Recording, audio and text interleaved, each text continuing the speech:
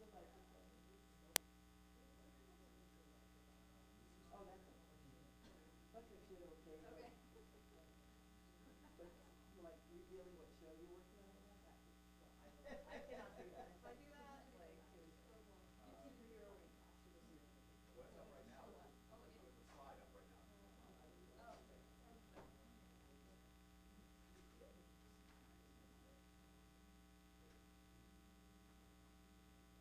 glad this all worked out.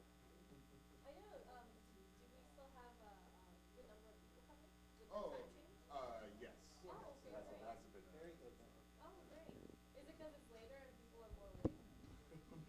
most likely.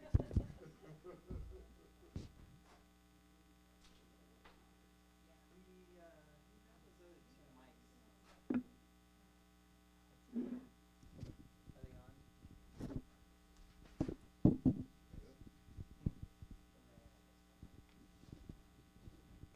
We're one short, two short, but I think we can Just share. it. I think That's what we had to do before. yeah, probably what will happen the way the odds are is Roseanne will get her own mic. She won't have to share, and then Ian will share. I know if there is. And we make sure we right before we start, John, we'll get some pics of the group, and then let's make sure we get a group photo.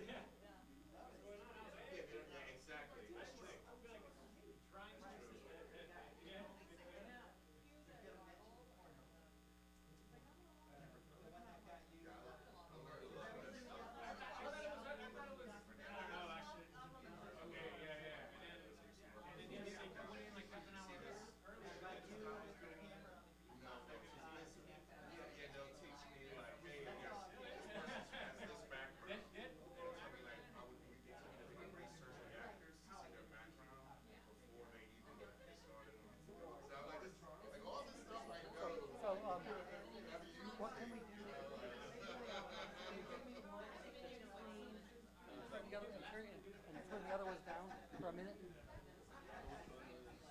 This is two.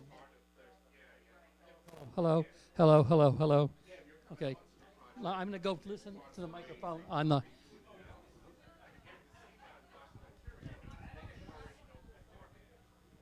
Hello. We are getting a bit of a. Let me see if this wasn't here the other day, so let me check various connections. Hello, hello.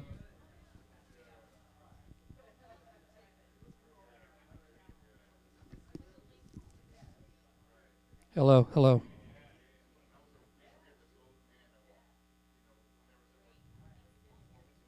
1, 2.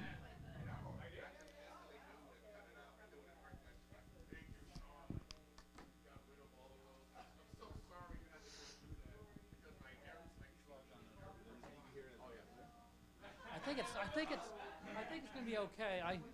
Let's just make sure that all of these things are seated carefully. Make sure these are in here. I think for me it worked because I run with that crew Where are these? years ago. The ones that here we go. Make sure these are pushed together. By that point, Make sure they're not.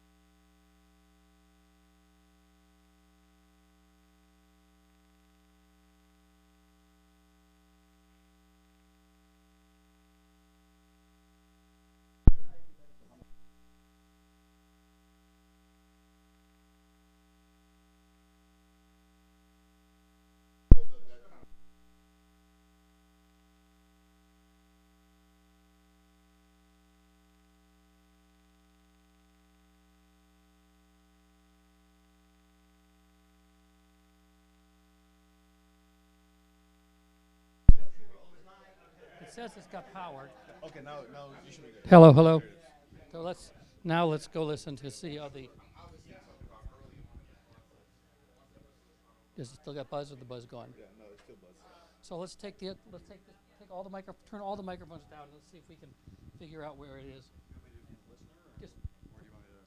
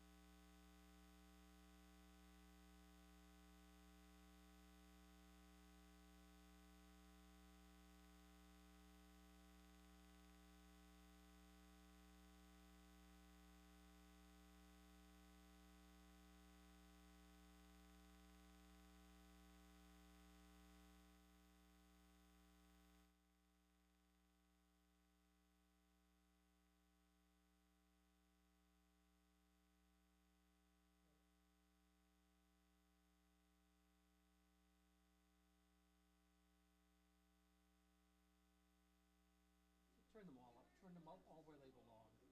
Those were like 7:30, and the others were like 1, right? Hello, hello, hello, hello, hello, hello. I think we're gonna be okay. Hello, hello, hello, hello, hello. Can you just sort of just hammer on there? I'm gonna Yes, absolutely. Yep, testing it. 1, 2, 3, 4, 5. Testing.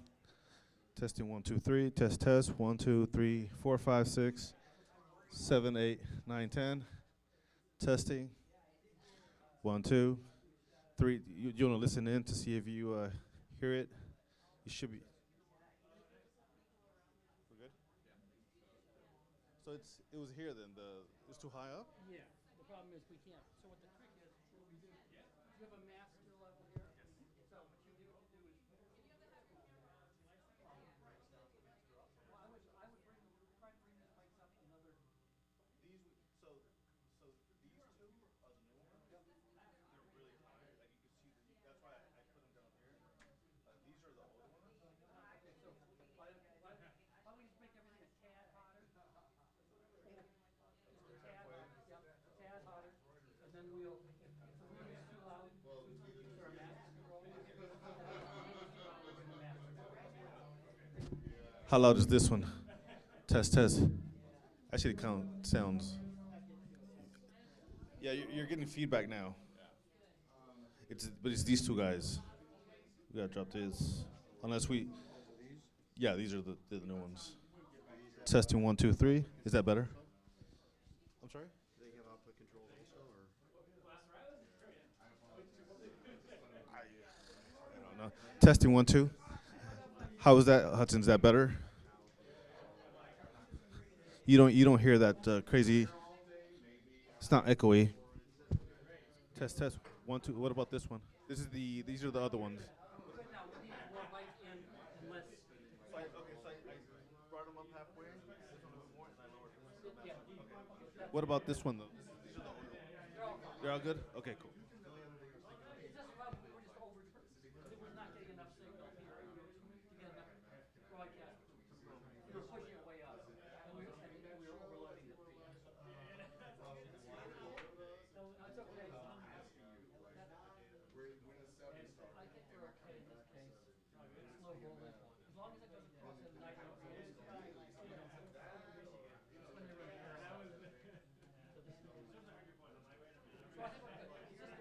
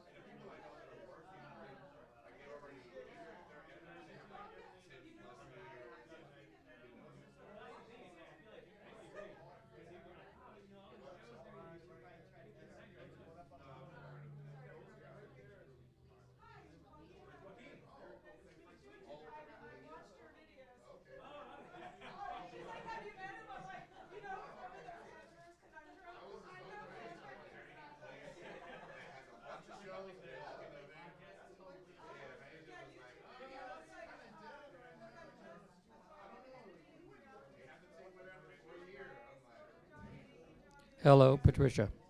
Maybe January or February. Yeah, I might get an opportunity, but because I'll be at two shows as an editor, it might, it might take a while. I don't know. Oh, I have submitted my resume out to some sports stuff. They say the qualifications they want previous experience. But I submitted anyway. Yeah, people will say that. Like, oh, you haven't worked on game shows. You haven't worked on it. But yeah, I submit anyway and see what happens.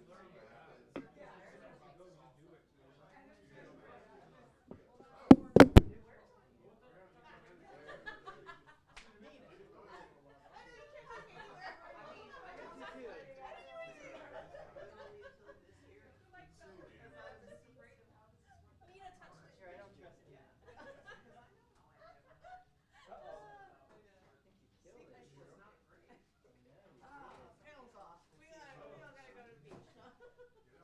All right, get stand in front of the chairs. Yes.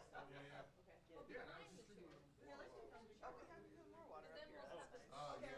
Yeah, used to have We'll that. stand behind the chair for a picture. Oh, there you go. A row. Little art direction? Yep.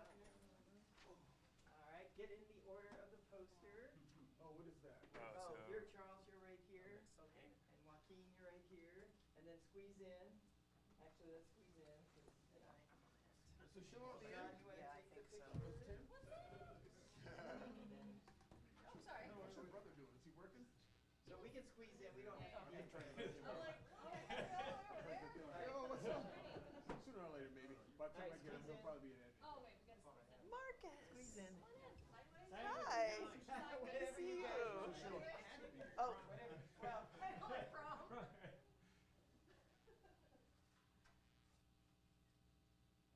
Oh wait, I moved, I'm sorry. Okay. You have to tell us. All right, and I'm sorry, that's in 3, 2, 1. One more, 3, 2, 1. You can delete the one where we're like. no, that'll be the one that ends up in the editor. I know. Well, they're all like, Sure. Sean wants in. One more. Sean wants in. Oh, one more. This is his baby, I'll be on his the side. brainchild. So am I in the second chair here? yeah, you're in the second one. Is that Ramsey's? That's your table, yeah? You get the skinny angle. Oh, sorry for my.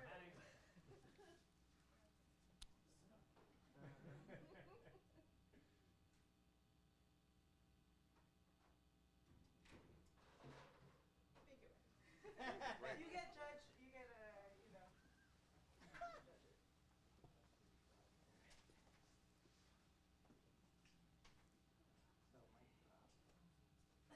Like literally, mic drop.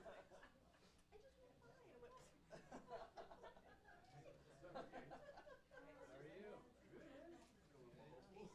Got caught in the wireless cord.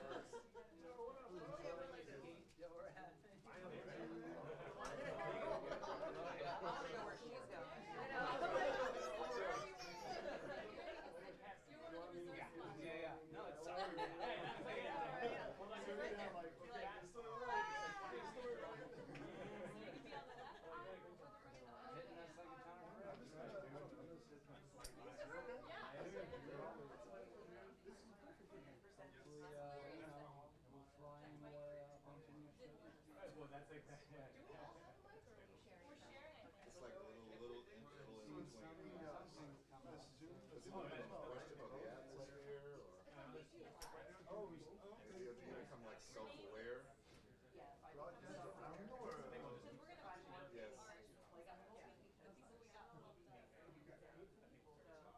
Right, you can bounce off. Your focus will come back. Yeah. That's the hardest thing for me, like the editor interviews or shop. Because they're all staring at you when you exist. And like, just don't become self-aware and then you start stumbling. You know. That's the tough part. That's what I was saying. Like, Zoom is a little different. I'm in the room. I can see people in 3D and I can engage in them. It feels better than, I don't know, like with Zoom, it feels like I'm being judged. You know, like it's body like a water. Yeah, exactly. Hey, that's funny. You do it this time. I always know. Oh, it's Because if you look, like this doesn't shake, but mine goes.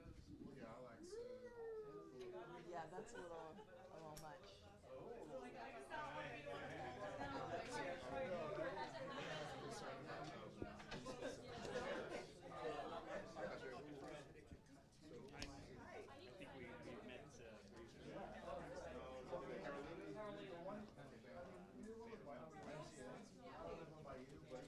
Sebastian, yes, I remember taking you to counseling.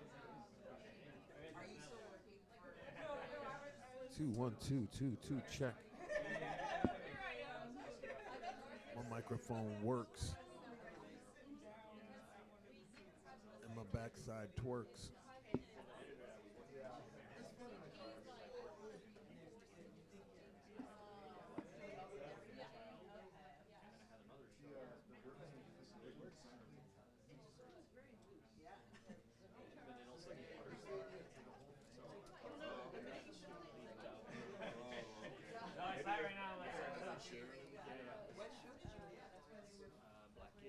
Oh, nice. Okay. Congratulations on that. Andy Lee. What's going on, brother?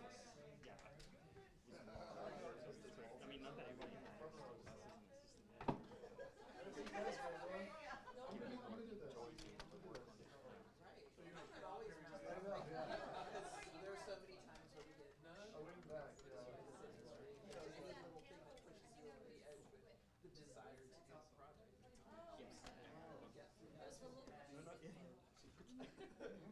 Instead of asking myself too much, like why? So what do you want to after that? So after that episode, I'm the episode for mayor, but then they keep breaking mics. Yeah. And the 2 episodes for that, I was supposed to move on to the streams, but at that point, I had been taking a break for like 5 years.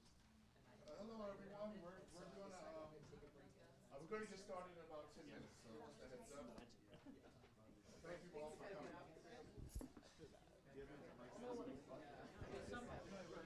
Oh, that's what I said. I thought I was like, Test, test. Testing 1 2. Test, test. Test, test. But we got a How do you guys feel about that? Like maybe. test, test.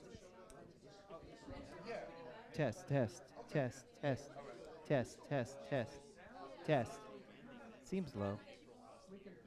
Okay. Fred will control it. Test, test, test. Can you hear me? Where is the speaker?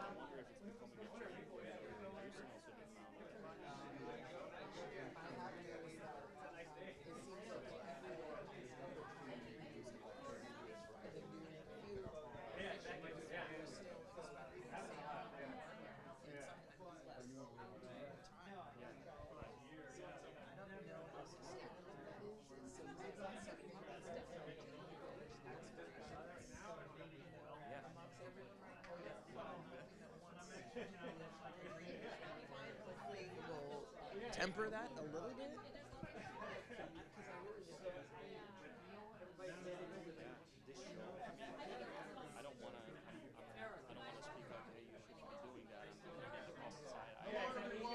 Just a quick announcement, another quick announcement. Thank you all for coming. We just want to wait till other people come in, so we're going to push it to about 1:10. Okay? All right. Well, thank you. Thank you so much. That's why.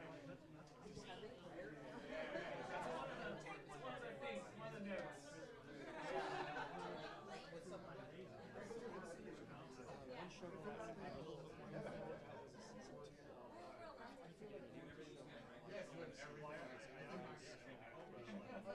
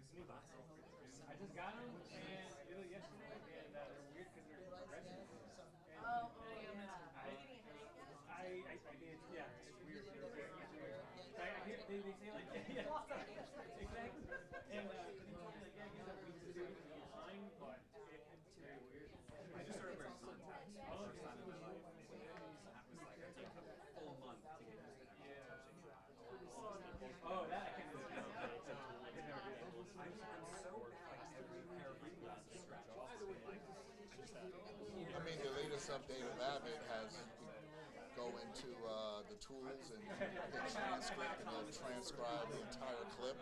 So it'll be easier as assistants to just label, because it'll show you where it says action, you just click and then just mark on the action. Of course, you might go through it, your due diligence, but it'll definitely help you get through something a lot faster. Just looking through the clip really quickly, even as an editor, trying to find where things start.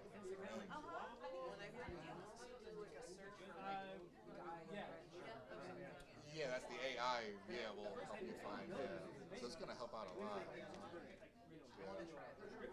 Yeah, see if it works. Yeah. Cool.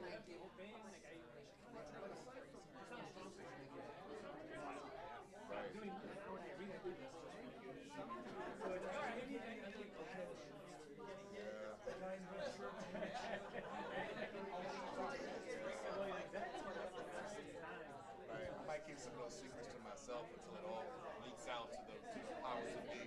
So directors, they don't know that I can find things fast for certain things. So they'll just pile on more work because of the AI, which I think is going to eventually happen. You know. Right. I'm hoping that there's like some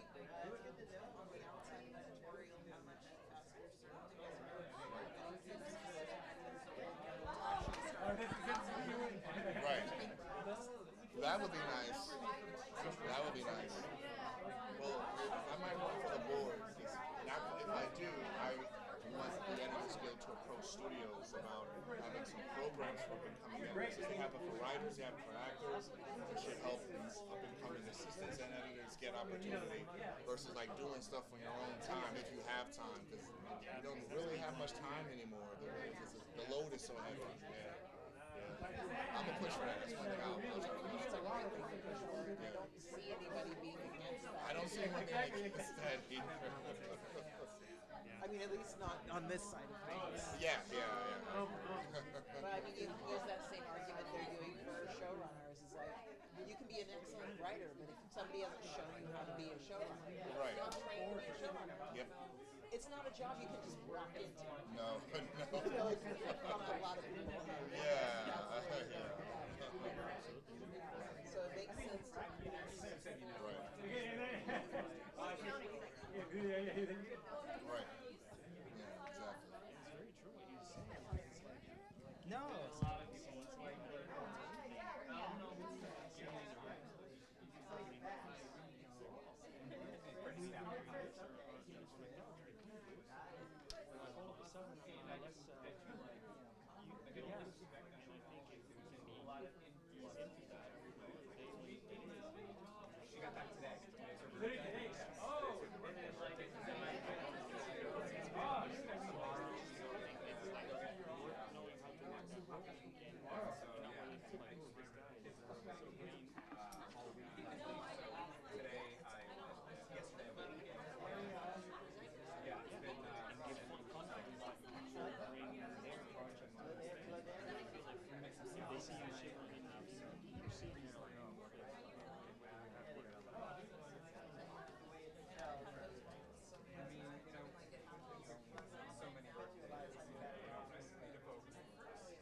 My hands were literally shaking so much I could barely hit the right keys. It was like being in shock and your brain just can't keep doing it. You know, depending on like if someone's They smell food. They're like, oh my god, this town is full of editors.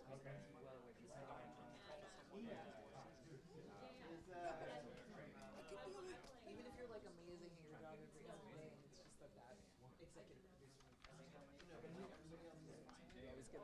It's like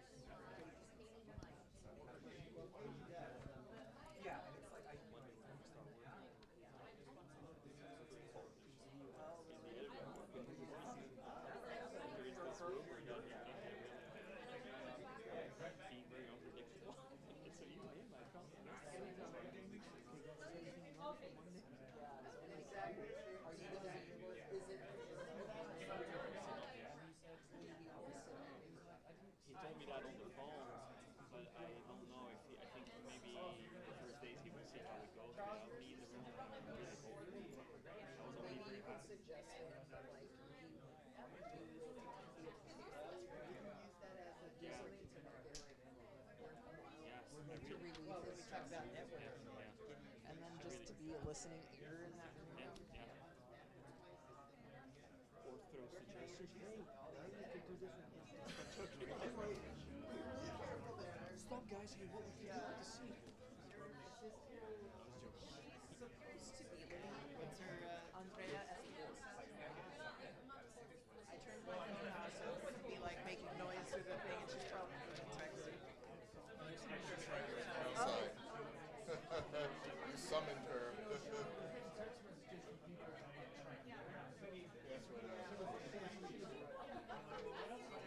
I'll give a 5-minute warning to everyone. Ladies and gentlemen at home, we're going to start a little bit later, probably in 5 minutes, so please be patient. We're just waiting for a few more people to arrive. So those of you at home on YouTube, you are live, and we're just waiting to start.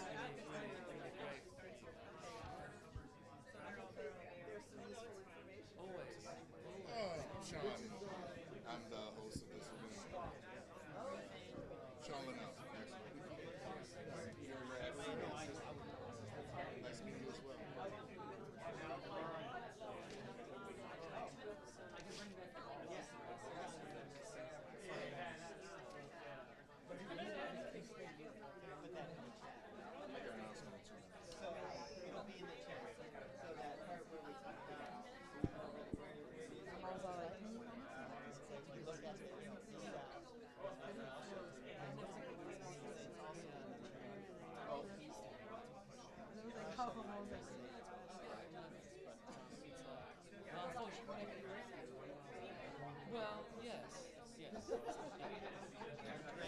perfect. I rented it when Biden. Still gives you that definite.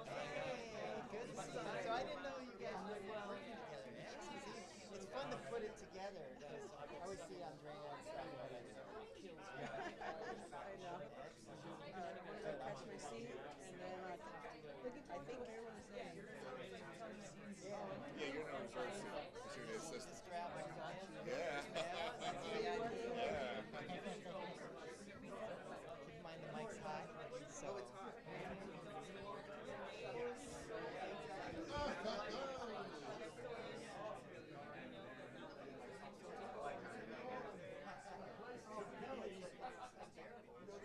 I started yelling equally. Yeah, I started yelling. I've been really personal.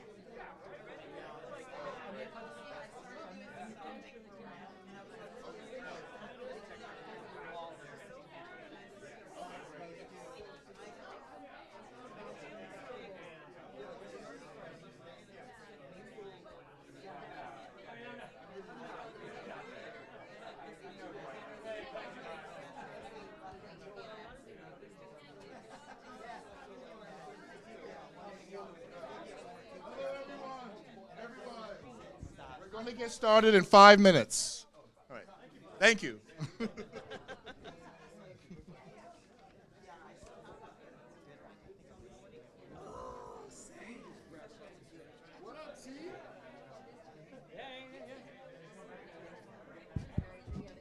Test. Nice to meet you. Just messing with you.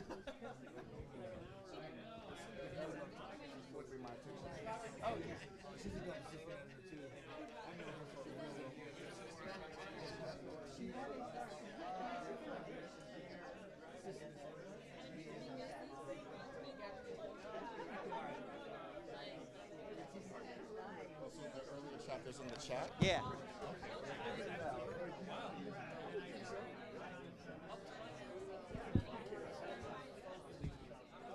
Oh, you're all good?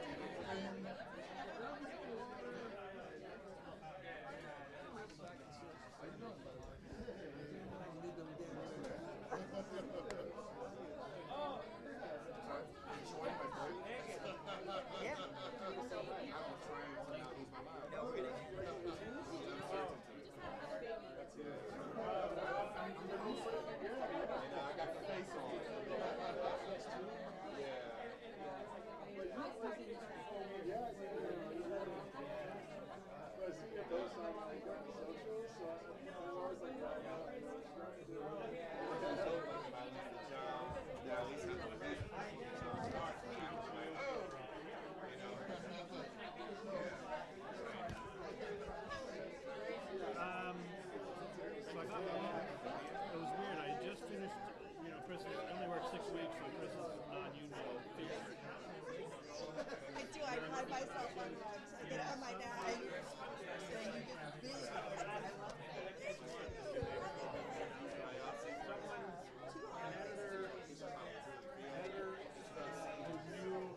I had another listed on my resume that this had existed. And called them up and said, hey, so yeah, they needed someone was leaving.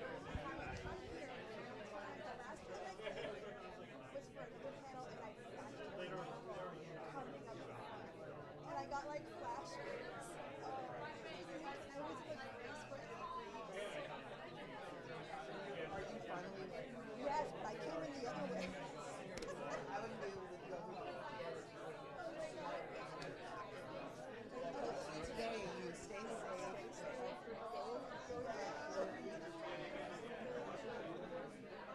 I'm excited to see you. Actually sacrificed at the beginning. Borrow your mic temporarily? It's a communal mic. Thank you. All right. Oh, that's yours? Oh, pass it to you. Yeah, you have to pass it to Sushila, or it's. She had it. Oh, it's yours? Oh. Wait, is that yours? Oh, yeah. That's better. That's better.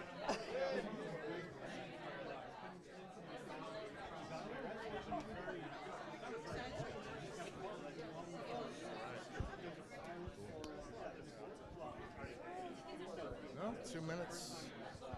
Great idea.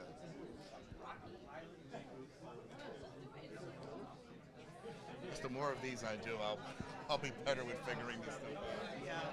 Traffic and all that. They kept bugging me about the time, so I'm like. I wonder if next week you just lost me. Look over at him. We'll bring you up on camera. Yes, I am. Okay. Tell you when you're live. All right. I hadn't enough before. Yeah, like build in a grace period where you tell everyone to be here at 1. Well, I don't know. Yeah. And I should probably mention that too. Okay, hold on. Mm-hmm. Okay, you got it.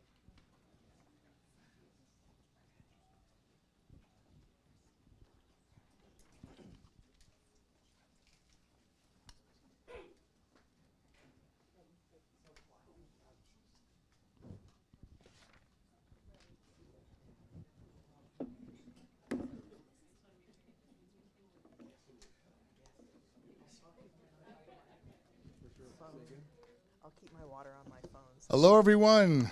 I'm glad you all came. Thank you for taking time out of your busy schedules to come down to the Editors Guild.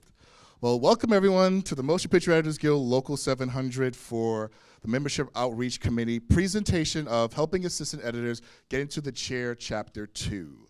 If you missed Chapter 1, you could sign on to the Guild's website, and under Member to Member Past Events, you will find the first panel that was held earlier this year. You can also find it in this chat.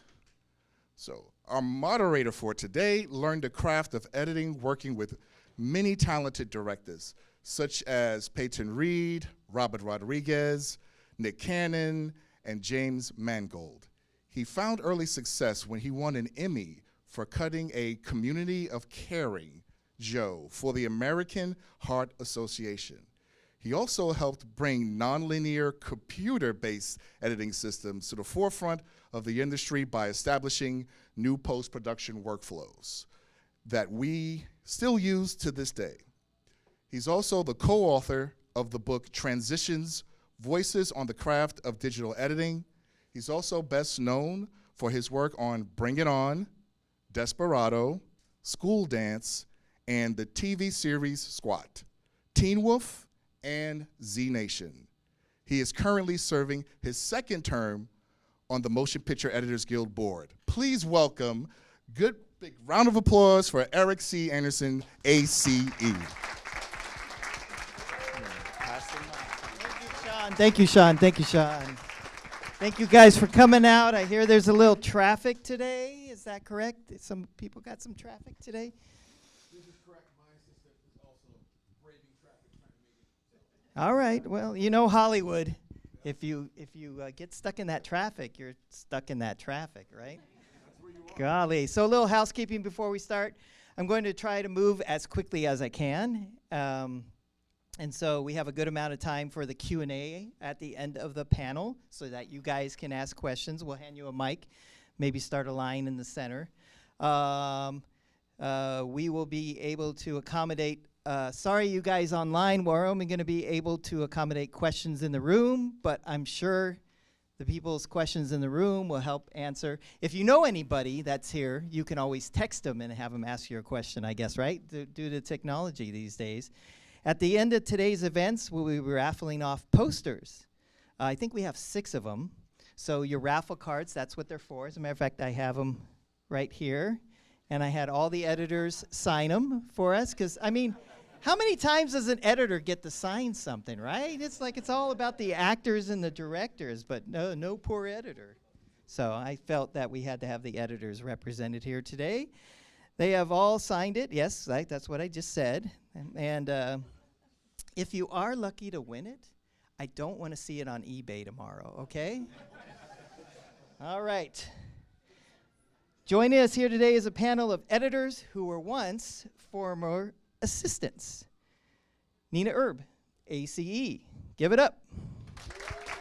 I got to do my Saturday Night Live voice. Joaquin Elizondo. Rosanna Tan, ACE. Can I call you Rosie? Rosie, all right. Charles Little II, ACE. And Sushila Love. What a great panel.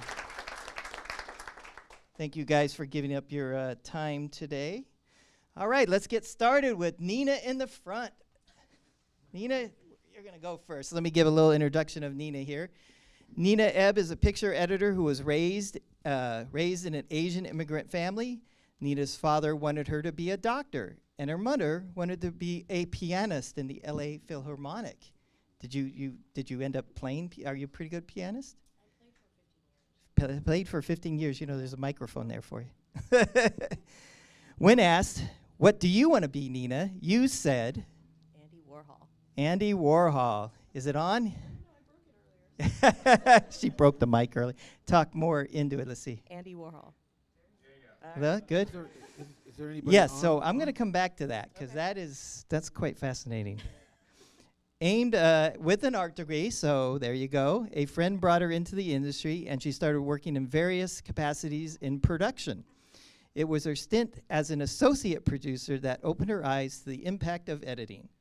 It combined her love for photography and storytelling into one, and she was hooked. Since then, Nina has edited projects for Disney, Apple, and HBO, among others. In 2006, look at this. You don't have to say all of it. Oh, yeah, I love saying all of it. Are you kidding me? In 2016, she received her first Emmy Award on the HBO documentary series Project Greenlight. Has everybody seen that? Yep. In addition, she has received 3 ACE Eddie nominations, 2 for her work on the HBO comedy drama Insecure, and a 3rd for the CW acclaimed series Crazy Ex-Girlfriend, which I really loved that show. That was a great show. And it was fun to work on, too, wasn't it? Oh, yeah. Yeah. It was great. Nina received a 2nd Emmy Award in 2020 for her work on the season 4 of Insecure, and a 3rd nomination in 2022 for the final season. She recently finished Downtown Owl, directed by Lily Rabe. And then say the 2nd director too, Hamish Linklater. Thank you. God, I'm getting nervous here. And Sony's The Joyride, directed by Adele. Thank you. I forgot to ask you this beforehand. Lim. Worst at names. You know, I don't know how many editors have dyslexia, but I do. And, you know, I think it's made me a better editor. Because, you know, dyslexic people, they deal with images. They see images. But when they're looking at names, forget it. Names are the worst. It's hard with dyslexia. Now, her parents, I'm sure, no longer ask you if you're going to be in the medical school field. Huh? They finally stopped. How long did it take for them to... I think, like, I don't know, 2019? 2019? Yeah. Wow, 2019. So they've been after you. So, of course, we always like to hear breaking in stories. And while you're telling us your breaking in story, you can also tell her who some of your mentors were that helped you. And can everybody hear that, Mike? Or should I switch over? Yeah, I'm switching over. I think I really broke that one well. We should sound check all these mics when we get a chance. Oh, this one works too. Okay. You want to use this one, Nina? No, I have that one. Oh, word. I'm sorry. I don't know where I am. I gave her mine. I'm pretty loud, so. Oh, you made that one work. Well, I'm kissing it. Oh, okay. Breaking in. Well, you know, I didn't know anything about editing. I started in production. I worked in the art department. And it wasn't until I became a script supervisor that editing was even mentioned to me. People were like, "Do you want to direct?" No, not really. And they're like, "Well, scripties usually go into, you know, editing." I was like, it sounds really depressing. Like you're in the dark room by yourself. I don't know. But then I was on a show where the editor kind of, I don't want to say this because we're broadcasting, but he disinvited the director. And so DGA rules or something like, well, we have to have either a director in there or a producer. And I remember this very vividly. We're in a meeting, production meeting, everybody's around the table, and they all turned and looked at me and said, "You get along with everybody, we're gonna send you in there, make you an AP, and you'll go in there with notes. And it was probably the best thing that's ever happened to me. I was frightened to death because I was like, this guy's gonna kill me, right? I was very young, and but he was amazing. He was my first mentor. His name is Sven Nilsson, and he showed me what editing was all about, and there was no looking back after that. So, and he hired me as his assistant. He was very brave. I knew nothing, but he took a chance on me, and I guess the rest is history.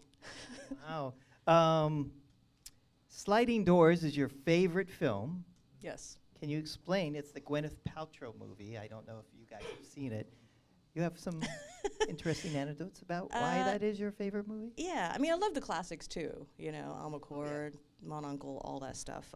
But Sliding Doors, I think, is the one that resonates the most because it's about choices. And I'm sure everybody in the room has come across this. Like, which job do I take? Do I take this one, that one? You know. I love and hate when that happens, when you have two jobs being offered to you. Or like, you know, do you, or even like when things happen by accident, like you're trying to leave for, you know, for work and you're running late. Then you get on the freeway and you're like, oh my gosh, had I left earlier, I would have been in that car accident. Things like that, right? So this is what the movie is about. And I loved it because the main character, she was trying to catch a train. She got fired, she's catching a train. And in one version, she catches the train, goes home, finds her boyfriend is cheating on her. And then in the other version, she's running down, trying to catch a train. This little kid happens to just stop her for just like a brief second. So because of that, she misses the train and gets home and doesn't realize that her boyfriend is cheating on her. So the whole movie plays out like what would happen, you know, on both sides. And it just speaks to me because every day, it's, you know, you make a lot of choices. And sometimes they seem inconsequential, but then you don't realize the consequences until years later. One of the stories, I'll make this quick, is I actually applied for the Sally Mankey Fellowship. And actually, you know what, I'm going to tell a better one. That one's not as good. But I had gotten Insecure. They were on season 3. I just closed a deal. I needed a new assistant. And I had met with a ton of people, narrowed it down to 2 that I really liked, and I couldn't decide. So I was talking to my friend Joy McMillan, and she said, you know, I just ran into someone who I kept at coffee, and I think you would really get along with her. Her name is Lanarian Hubbard. I was like, oh my God, I know Lanarian. She worked with me a few years before. So of course that was, you know, the choice was made. So I called her, she was available, hired her of course, and you know, cut to 4 years after working together, we won an Emmy, and now she's editing. Give it up. So the random tiny choice of her deciding to go pick up coffee that day turned into a whole career. So yeah. I'll give a quick anecdote since I'm staring at Rich right over there. He did that to me. I was working on SWAT, decided to replace my assistant. He happened to call me for coffee. We did coffee, and guess who got the job of replacing my assistant, Rich. So, and we'll talk more about networking a little bit later, but just that one little phone call, huh, Rich? You know, and being on top of it. And nobody steal him. I want him when we get back to work. He needs to be stolen. Joaquin, you're up. Oof. Joaquin majored in film and video studies at the University of Michigan and grew up in the San Diego-Tijuana border region. Before arriving in Los Angeles, Joaquin worked in unscripted television for several years in New York City, where he edited content for HBO Sports, NBC, Telemundo, and Bravo. He currently works in the world scripted television. His most recent credits include Griselda, right? God, wow. You gotta give it the flavor. Wow. Hey, I flunked out of Spanish, so I apologize. For Netflix, I know it is. If you guys haven't seen it, you've put 1 episode or 2 episodes up for Emmy consideration. 1 episode with Chris Kavanaugh. Chris, excellent. Dark Winds, AMC, Narcos Mexico, and of course The Hot Zone, Anthrax.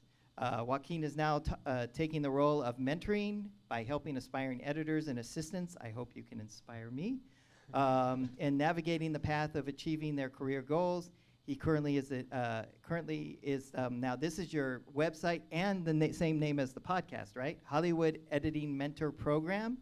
I listened to a couple episodes recently. They're very good, so check it out. And providing guidance and support to those trying to break into or advancing in their career in post. And I really mean that. I do want to talk to you about that, because at one point, we all want to level up or have certain goals, and achieving your goals is the thing with editing. Like, some of us might even want to direct. Did you ever think about directing, Nina? No. Anybody on the panel think about directing? No? I thought about No it. way. Oh, you did direct. No, you did direct. Yeah, you've directed some stuff. MTV, right? That was, yeah. See? I've done a TV but you can have that TV stuff. It's dangerous. So, Joaquin, how did a Mexican drug lord help you break into this business? Good old Pablo. I had spent for 15 years, I was working in unscripted editing. I was just editing since I graduated from Michigan. But I always wanted to work in film and scripted TV. Like, that's what I wanted to do. But I guess when I got back to San Diego, I just didn't know how to do it. I saw the credits, on films, and people did it. I just didn't know how you went about it. But also, really, I kind of fell into this comfort zone of, like, I was working in local news and making a steady paycheck, and oh my God, this is great, right? I'm just making money. And so for a while, for many years, I was just kind of doing it for the money and not really following my dream or my passion, right, which was to work in film or tell narrative filmmaking. And so I went to New York and still, like, worked in sports and talk shows, all these things. And then when I got to LA, LA was tough. I mean, New York was. I had a successful career in New York, but when I got to LA, I was getting rejected left and right. I mean, it was tough. And I guess that's when it hit me, when it's like, well, I might as well try to figure this film and scripted TV thing out, because I'm not doing anything else, right? So let's see how it works. And actually, mentioning Joy McMillan, I met her at a Lassie Pug event, and she told me, oh yeah, you know what? You should definitely don't make it about the money, right? Don't make it about the money. Make it about, like, your connections, your network. Like, get into those types of projects that you want to work on. And so that's when I realized, yeah, I've been doing this just for a paycheck, and so I decided to start working in low budget indie features as an assistant.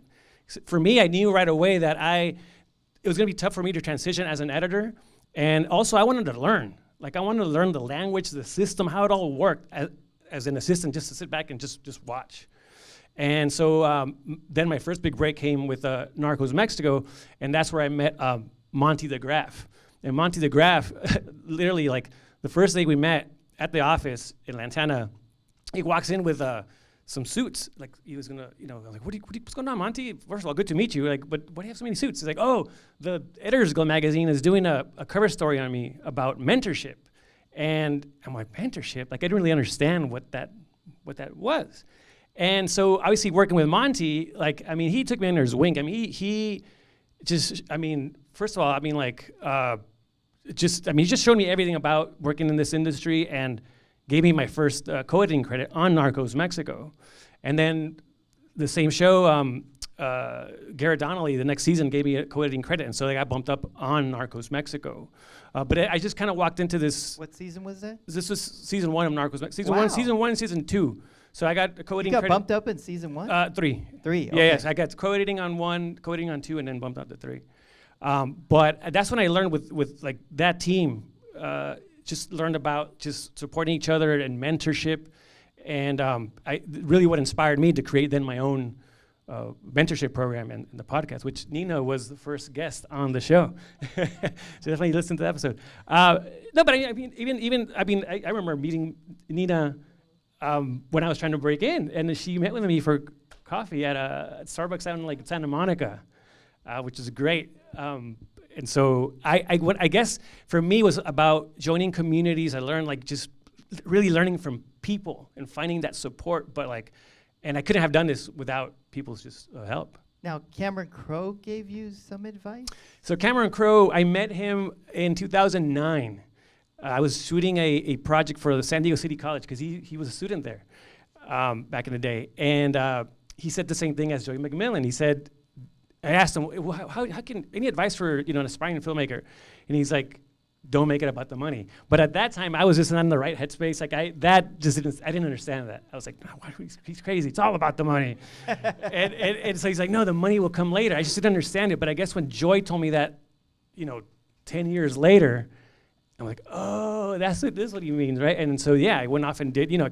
I was working in low budget indie features. I couldn't pay my rent, but I was meeting the right people, getting the right experience, and then that led to the next thing and the next thing, and then eventually got to Narcos. And that's what it's all about, isn't it? Like, I always feel no matter what you do in your career, it'll be a stepping stone to something, even if it's a bad show.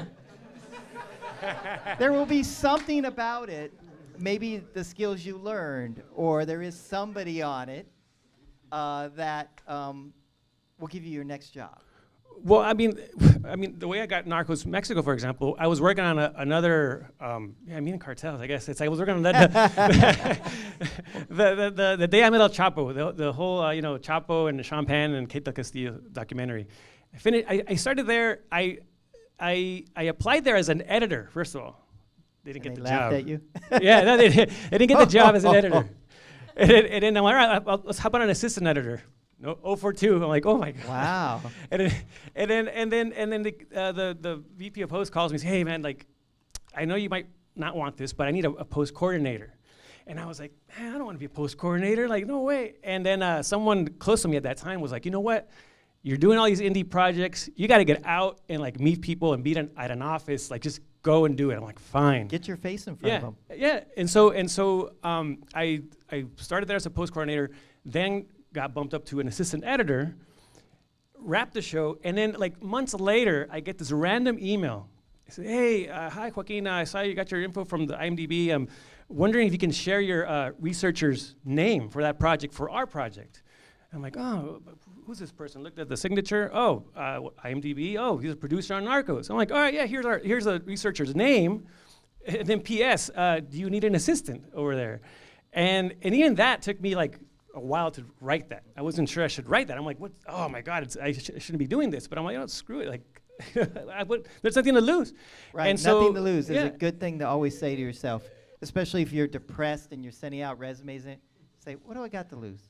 I really sat there with the cursor like blinking. I shouldn't write this. I shouldn't write this. I'm like, whatever. I did it. And then he writes back. He's like, hey, well, so you speak Spanish? Are you in the union? I'm like, yes and yes. He's like, all right, come meet me on Monday. There you go. And then I got the job. But so that started with the Day I Met El Chapo, with a job that, I didn't want to be a post coordinator. Right. I never thought that would have led to and Narcos. That's it. Never like reality assistants, or reality editors, I should say. I'm sure there's a couple. Yeah, there you go. I was going to say a couple in the audience. Never be ashamed to step down. I've done it several times in my career just because I wanted to work. That's how I worked with James Mangold. I had to step down, But then I had the skill set of an editor, so I got back up, So it's don't be ashamed to step down and then back up. Can you guess what his favorite film is? Casino. I'm sensing a theme here. Yeah. Yeah, I think General Martin Scorsese films. I watched Taxi Driver at a very young age, probably when I shouldn't have watched it. A neighbor came with a VHS. They was like, "Oh, you got to check this out." I was like, "Oh my God, what is this?" Like, I was a kid, and then after that, it was Raging Bull, and then eventually Casino. When I was in high school, it was what really like, oh man, I want to do this like for a living, Yeah. But definitely that's the one film that like said, where I said I want to pursue this. Yeah. Yeah. Can anybody guess what mine is? That I said I want to pursue this. 11 years old. Star Wars. There are other films, that were in Jaws and Poseidon Adventure and Fame and stuff. But when that movie came out, I was like, what? I don't know what that is, but that's what I want to do. I don't know how I'm going to do that, but that's what I want to do. And I think that's probably why we're all in the room today, right? Something you saw inspired you, whether it be a television show, Land of the Lost, or a movie. Let's move on. Rosie, you're up. Where's your microphone? There it is. Give it a test. Hello. Is that good? Yep, just speak into it. Can you hear me? All right, Okay. yeah. Born in here comes the dyslexia. Born in Malaysia, right? Well, Malaysia. Great. Thank you, Malaysia.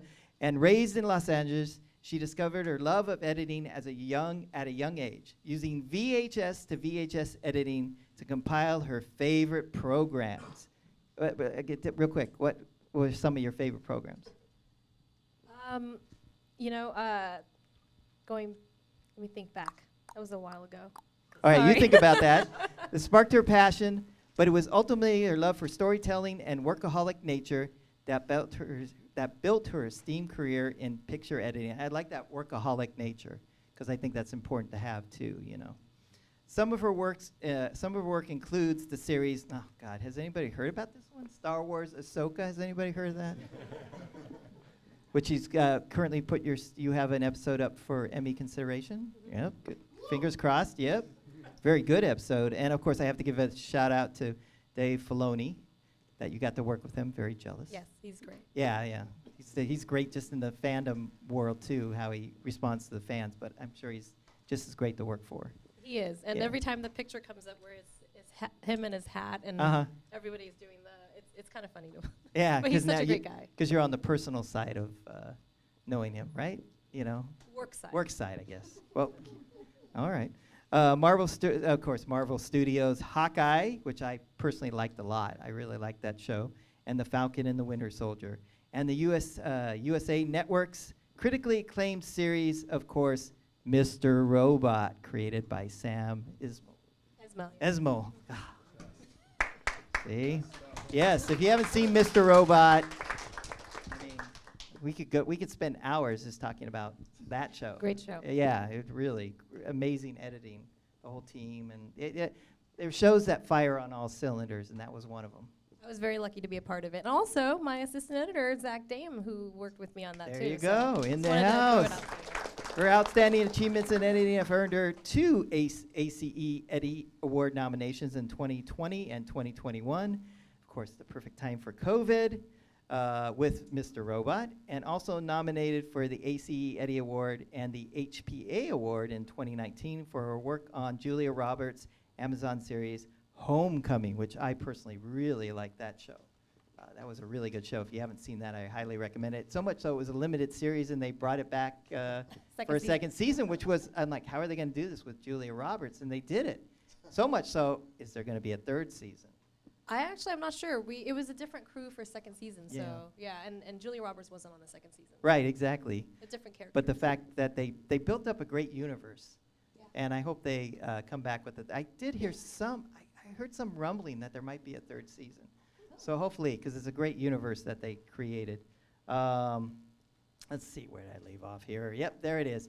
When she is not editing, Rosanna is passionate about giving back to the community and fostering her growth. She is an active member of the American Cinema Editors, a mentor to the ACE Diversity Mentorship Program. Interesting fact about Rosie is she has a cat named Violet, who she's allergic to. Oh, yes. I have 2 cats, actually. 2 cats? Yeah. Well, Violet made an appearance on the Zoom call. Oh, so. yes. But she's allergic to it. What commitment is that?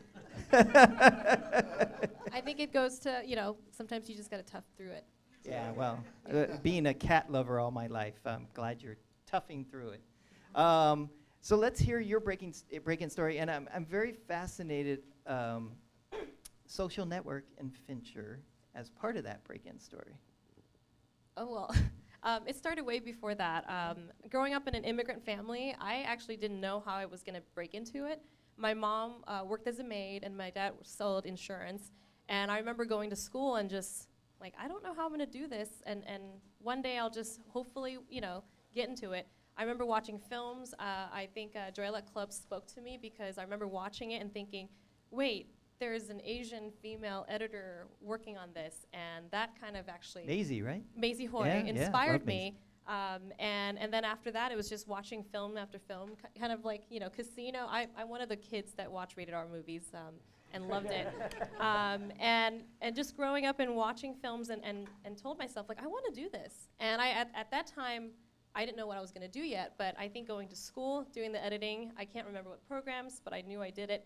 And actually, in high school, I got to be part of a program that you would shoot your own kind of footage and then do weekly news reports with it. So I got to edit. It was VHS to VHS editing there and making all sorts of mistakes and going, well, this is how they do it. This is crazy. And this is not even film. It's linear, too. Yeah, it's linear. Meaning that you get certain way into your cut, and then you want to insert something, you have to kind of start over. You have to start over. And then and I had to put my own voice on it. It was awful. I didn't like to hear it. I'm sorry that you guys are hearing my voice now, but and then doing the programs and then realize, oh my gosh, I can do so much with editing. You can, you know, and then we got Premiere on our computers, and I thought, oh my gosh, this is wonderful. And this before I found out about Avid, and which I truly love, and I kind of continued it, and then I went to college, kind of, while I was doing the film and TV program in college. I also worked on any kind of unscripted, non-union projects I could get my hands on, learning the Avid, digitizing tapes. I don't know if you guys recall doing that. That was hours. Raise your hand if you've digitized tapes. I mean, that was a process, now, right? wait, how many have digitized CDs, music, into the system? All right. I remember just breaking down an hour series and putting tapes in. It would take you 9 hours to basically digitize tapes, and you'd just be sitting there, and you know that was part of the experience, learning how to solve problems in Avids and working for your editors.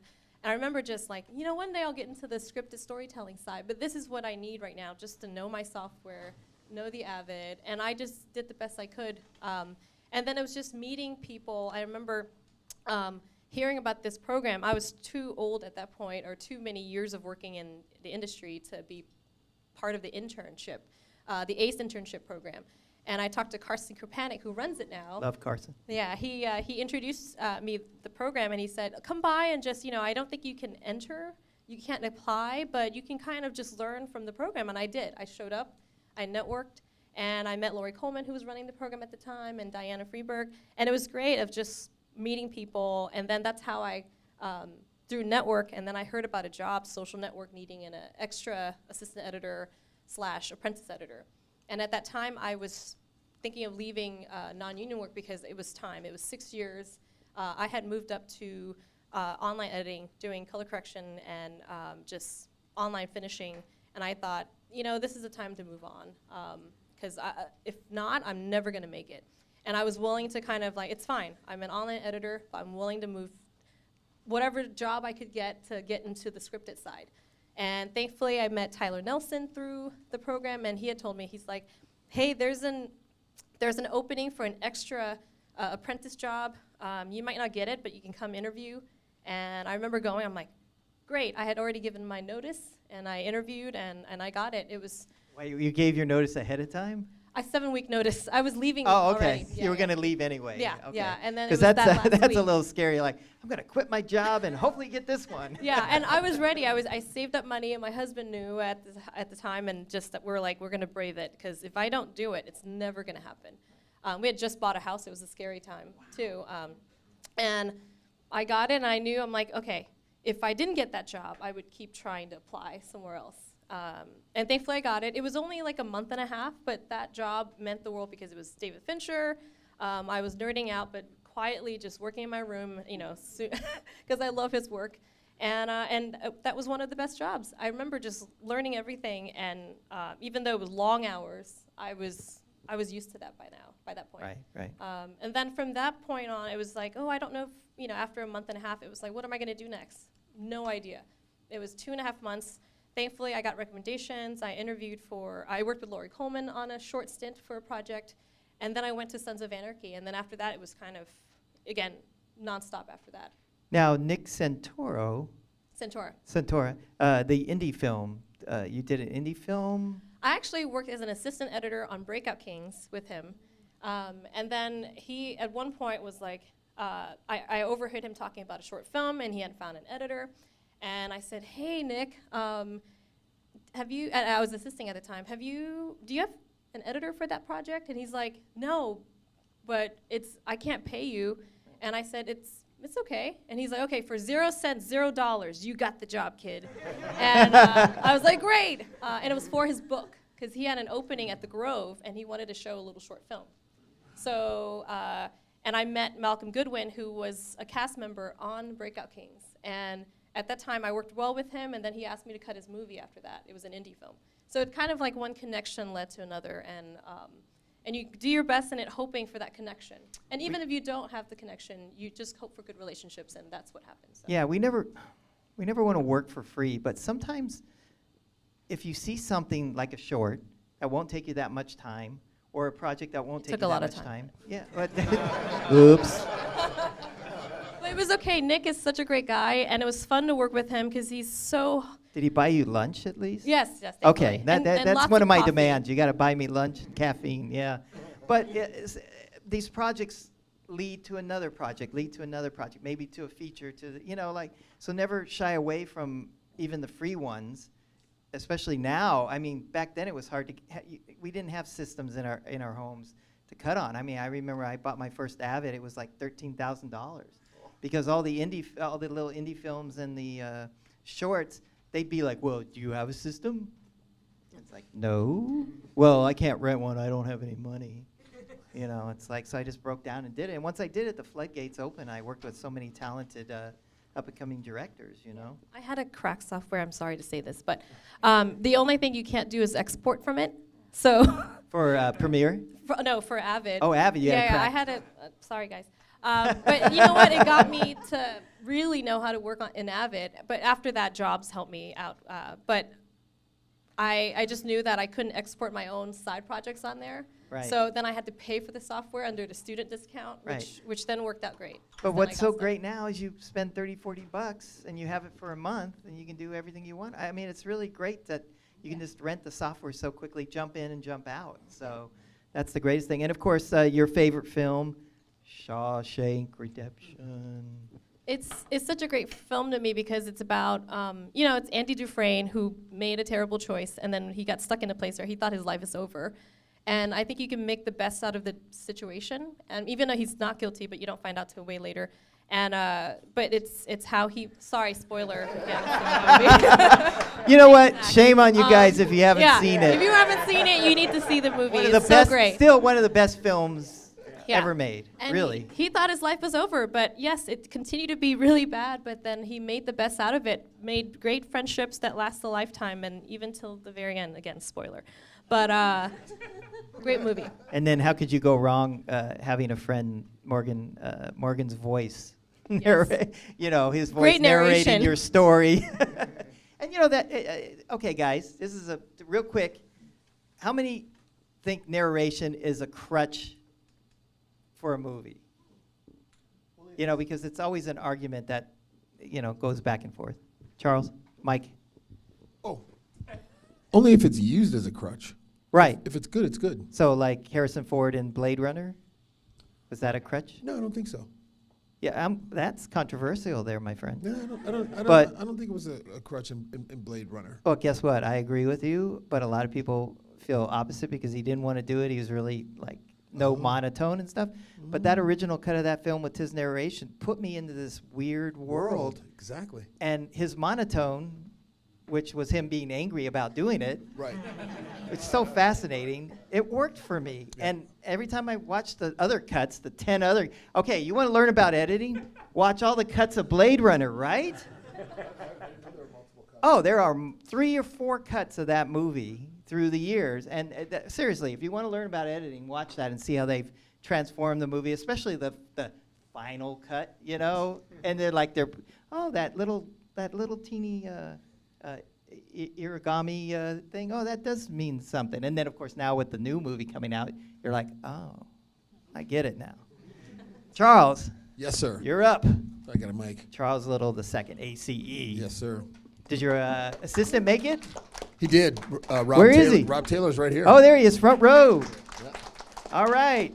So Charles is a passionate and here comes the sexy. Versatile. There it is. Oh, versatile. Anybody know about Versatile. sexy? The letters jump around. It's a pain in the ass. Producer and director and an Emmy Award-winning motion picture editor. Charles's credits include FX Network's internationally acclaimed documentary series, Welcome to Wrexham, which is what you won that Emmy for 2024 just recently, man. Just recently. The thing is still shiny on your shelf. It is. So new. Which garnered him his first Emmy, which I just said. Yep. Multiple seasons of Ryan Murphy's hit drama series 911 and 911 Lone Star. And Kristen Hill's groundbreaking feature-length documentary film on the origins of techno music entitled God Said Give 'Em Drum Machines. Yes. I didn't say it as cool as the title is. That was pretty cool. Give 'em drum. God said, give 'em drum machines. How's that? That was pretty good. All right. Charles is always advocating for diversity and inclusion across the film and television community, both below and above the line, and is currently on the Motion Picture Editors Guild's African American Steering Committee. Yep, you got So what I want to know, Charles, is rumor has it you've cut porn. Porn. Please tell us your break-in story and how that is relevant So it's to interesting. you making it and winning an Emmy in this film I'll business. tell you, it's a great story. I'll tell you. So first off, no, I never cut porn. Because cutting porn, it can sap your soul. It can. But as an assistant editor, I worked at a reality television production company called World of Wonder, a great place. And I really wanted to cut so badly. I wanted to edit so much that everywhere I went, I would just tell people, I want to cut, I want to cut. Oh, Charles? Yeah, he wants to cut. But stating your intentions is not a bad thing. It's not, and that's, I think, the premise of this entire, forum is to let folks know how we got where we are and how just different pathways to get where you want to go. I knew what I wanted, and I constantly iterated it everywhere I went to people. And so they did approach me and say, hey, look, Charles, would you be willing to work with suggestive material, is the way they put it. I go, yeah, I'll cut whatever. But my first project as an editor was a reality series for Showtime networks on the porn industry. So it wasn't porn, but it was like, I'll call it porn adjacent. And there was a moment working on that series where, and this was like 2008 or 9-ish. And so reality TV back then, I don't know if it's changed much, but back then it was really all about fighting and drama, and they loved fights. And there was this huge fight that broke out between a bunch of porn stars and a bunch of actors and a bunch of crew. And the fight was so bad that the production team got involved. And this was a real fight? This was a real fight. Like, fists started flying. They documented it, like actually got on film or video? No, well, they're shooting a television show with real porn actors. And as you would imagine, it's a risque, dangerous kind of world, People broke out, they got in a big fight. And the fight got so dangerous that the production crew that was shooting, they put their cameras down and got involved to kind of help break it up.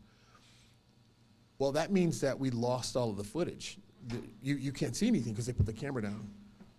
And they really wanted that scene. We had been tracking that particular porn artist all the way through, and it was a big deal that the whole premise of the fight was important, and we had missed it.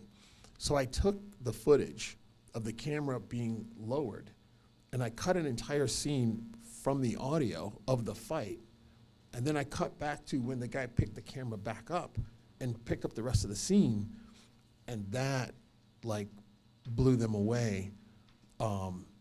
Yeah, and that's really kind of what pushed me at that particular company. Then they threw me on other regular programs. It showed that you could cut, because that's genius, really. I mean, yeah. You saved the movie. Well, it just goes to show you guys that, like, it is picture editing, but that element of sound, that shows you how powerful it really is. Yeah, it can be very powerful. Let's see here. So how did you get into the union?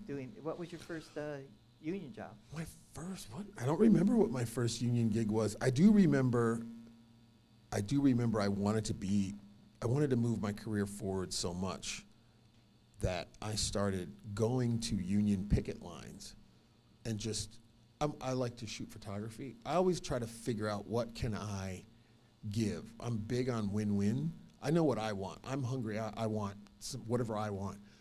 But you or whomever has what I want, I have to ask myself, what do they want? What can I give them so that there's a win-win here? It's not, you know, so I can get what I want. And I would go to these union picket lines wanting to find a way into the union and wanting to meet people. So I brought my camera with me and I would shoot people and I would take really cool pictures with like a long lens and more cinematic looking photographs of IATSE people out picketing. And then I shared those pictures with the guild, and that I think won that's me how favor. we met the first time. It might have been. I think so. There's a lot. I met Libby Elamine that way. I met a bunch of people that way, just out on the street. And I met Kathy Ripola that way, as a matter of fact. And she asked me, "Are you in the union?" I was like, "I am not." She's like, "Well, oh, you're just out here?" I'm like, "I'm out here to meet you," you know. But I don't remember what my first gig was, but I do remember that I had worked so long at World of Wonder that when I told them I needed a letter and I needed to, you know, these hours so that I could get on the edit roster, Yeah. they were like, "Oh, sure," and they gave it to me, and I got on the roster. But I can't recall what my very first union job was. I'm old now, y'all, so I don't know. Well, what's interesting is his favorite film was staring at the back of Ving Rhames' neck. Is that correct? That's my favorite. That's one of my favorite scenes. Yeah, that's one of my favorite Can you films name the too. film? Yeah. Pulp Fiction. Yeah, You yeah, got yeah. it. Ding, ding, ding. Yeah, Wow, Pulp you Fiction guys was are dope. good. Yeah. Tell us a little bit about that. Why does that make Pulp Fiction one of your favorite I mean, films? Pulp Fiction it was culty. It was cinematic. And I kind of like Joaquin, you know, I come from the South Side of Chicago, so I like gangster flicks and I like street stuff. And that film had it all. It caused a lot of effects, you know, like the filmmaker used the N-word a lot, and that triggered me. So something that if it triggers me and it makes me upset or it makes me happy or makes me talk about it later, I think you're doing your job, you know. And Pulp Fiction just was really wicked. And that scene with Ving Rhames just on the back of his head, while all this other madness was happening, I just thought, damn, that was brilliant. It was so good that I was literally like trying to look around his head. And I'm looking at myself, stupid. You're just looking at the. That means that you Can't look around his head. you were really into the film. I got mean, that. you were in it. You Yeah, were man, in that it to win guy- it, as they say. that guy knows. Man, he knows how to make a movie. Wait, a little thing. I was working on Desperado. We had just started, and you know, Quentin does a cameo at the beginning of that. Literally, I think it was the first day of shooting or something. And so I went to set, you know, because I'm like, Reservoir Dogs, Quentin Tarantino, I want to meet him. So I get to set, I'm looking around, where's Quentin? Because I didn't know what he looked like. And I'm standing right next to him, a tall man. But what's so funny is he brought Pulp Fiction with him. So that night, we went to the local theater, and he showed it to us before it was out. I think it was coming out a week or two later. And I got to tell you, we walked out there and said, "Oh man!" I mean, those with Desperado, we have you know, like, how are we going to beat that? I know. That stuff and as you know, with Desperado's not too shabby of a. It's a fun film. It's Yeah. not Pulp Fiction, but it's definitely a fun film. But yeah, that that was stuff like, with John Travolta and Uma Thurman at the. Yeah. I mean, it's raising just the so bar. damn On good, you know, that movie raised the bar, as they say. For sure.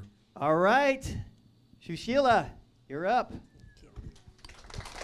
Sushila is a film and television editor with a background in sound design, sculpture, and art installation, which I want to hear a little more about the art installation and sculpture. I'd like to see some of your work. Very impressed with that. Unfortunately, I didn't bring my portfolio. Yes, but this is where networking comes in. We will get together for coffee, or I can see some of it online. A lot of it is old enough that it's not digitized, so I'll have Nice. to digitize some of it in order for you to see it, or I'll bring my slides. I'd love I to still see have some my of it. binder Maybe with even all my teach me a slides in little it. bit. I'll talk to you on the side. In 2003, after graduating from UC Santa Cruz, she was invited to be one of 32 artists in residence at Skowhegan, right? Skowhegan, Yes, Skowhegan School of Painting and Sculpture in Maine, a little colder state than California. Luckily, I was there in the summer. Ah, there you go. So it was very, very nice, right? Yeah. In 2022, she was honored with being the first Black woman named to the Sundance Institute's Sally Minky Memorial Editor Fellowship. So there's always 6 degrees of, how many, I got to work with Sally when she was starting her career. I was a post-producer for Chanticleer Films, which they were producing these 30-minute shorts, which would be considered for Academy consideration, and she got one of those, so I had to supply her with all the film cutting room equipment. So that's how I first got to work with her, and then, of course, we did 4 rooms together because she was cutting for Quentin at that time. So there's the 6 degrees. Anybody else got to work with Sally? She was really a cool cat. Amazing editor. Some of her past projects include The 60s for CNN, On My Block for Netflix, Dynasty for CW, Mrs. Marvel for Disney, and Special Ops Lioness for Paramount Plus. As the ACE Diversity Mentorship Program alumni and current junior mentor, Sushila helps guide people from underrepresented groups in navigating the entertainment industry, as well as providing mentorship for aspiring editors. Very good. Give it up.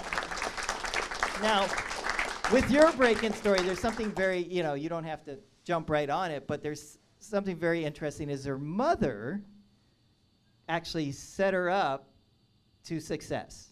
So go ahead, tell us your little break-in story and tell us how your mother helped you get your big break in the biz. My mother helped set me up in a number of ways, starting as an English teacher who was always editing the way I spoke.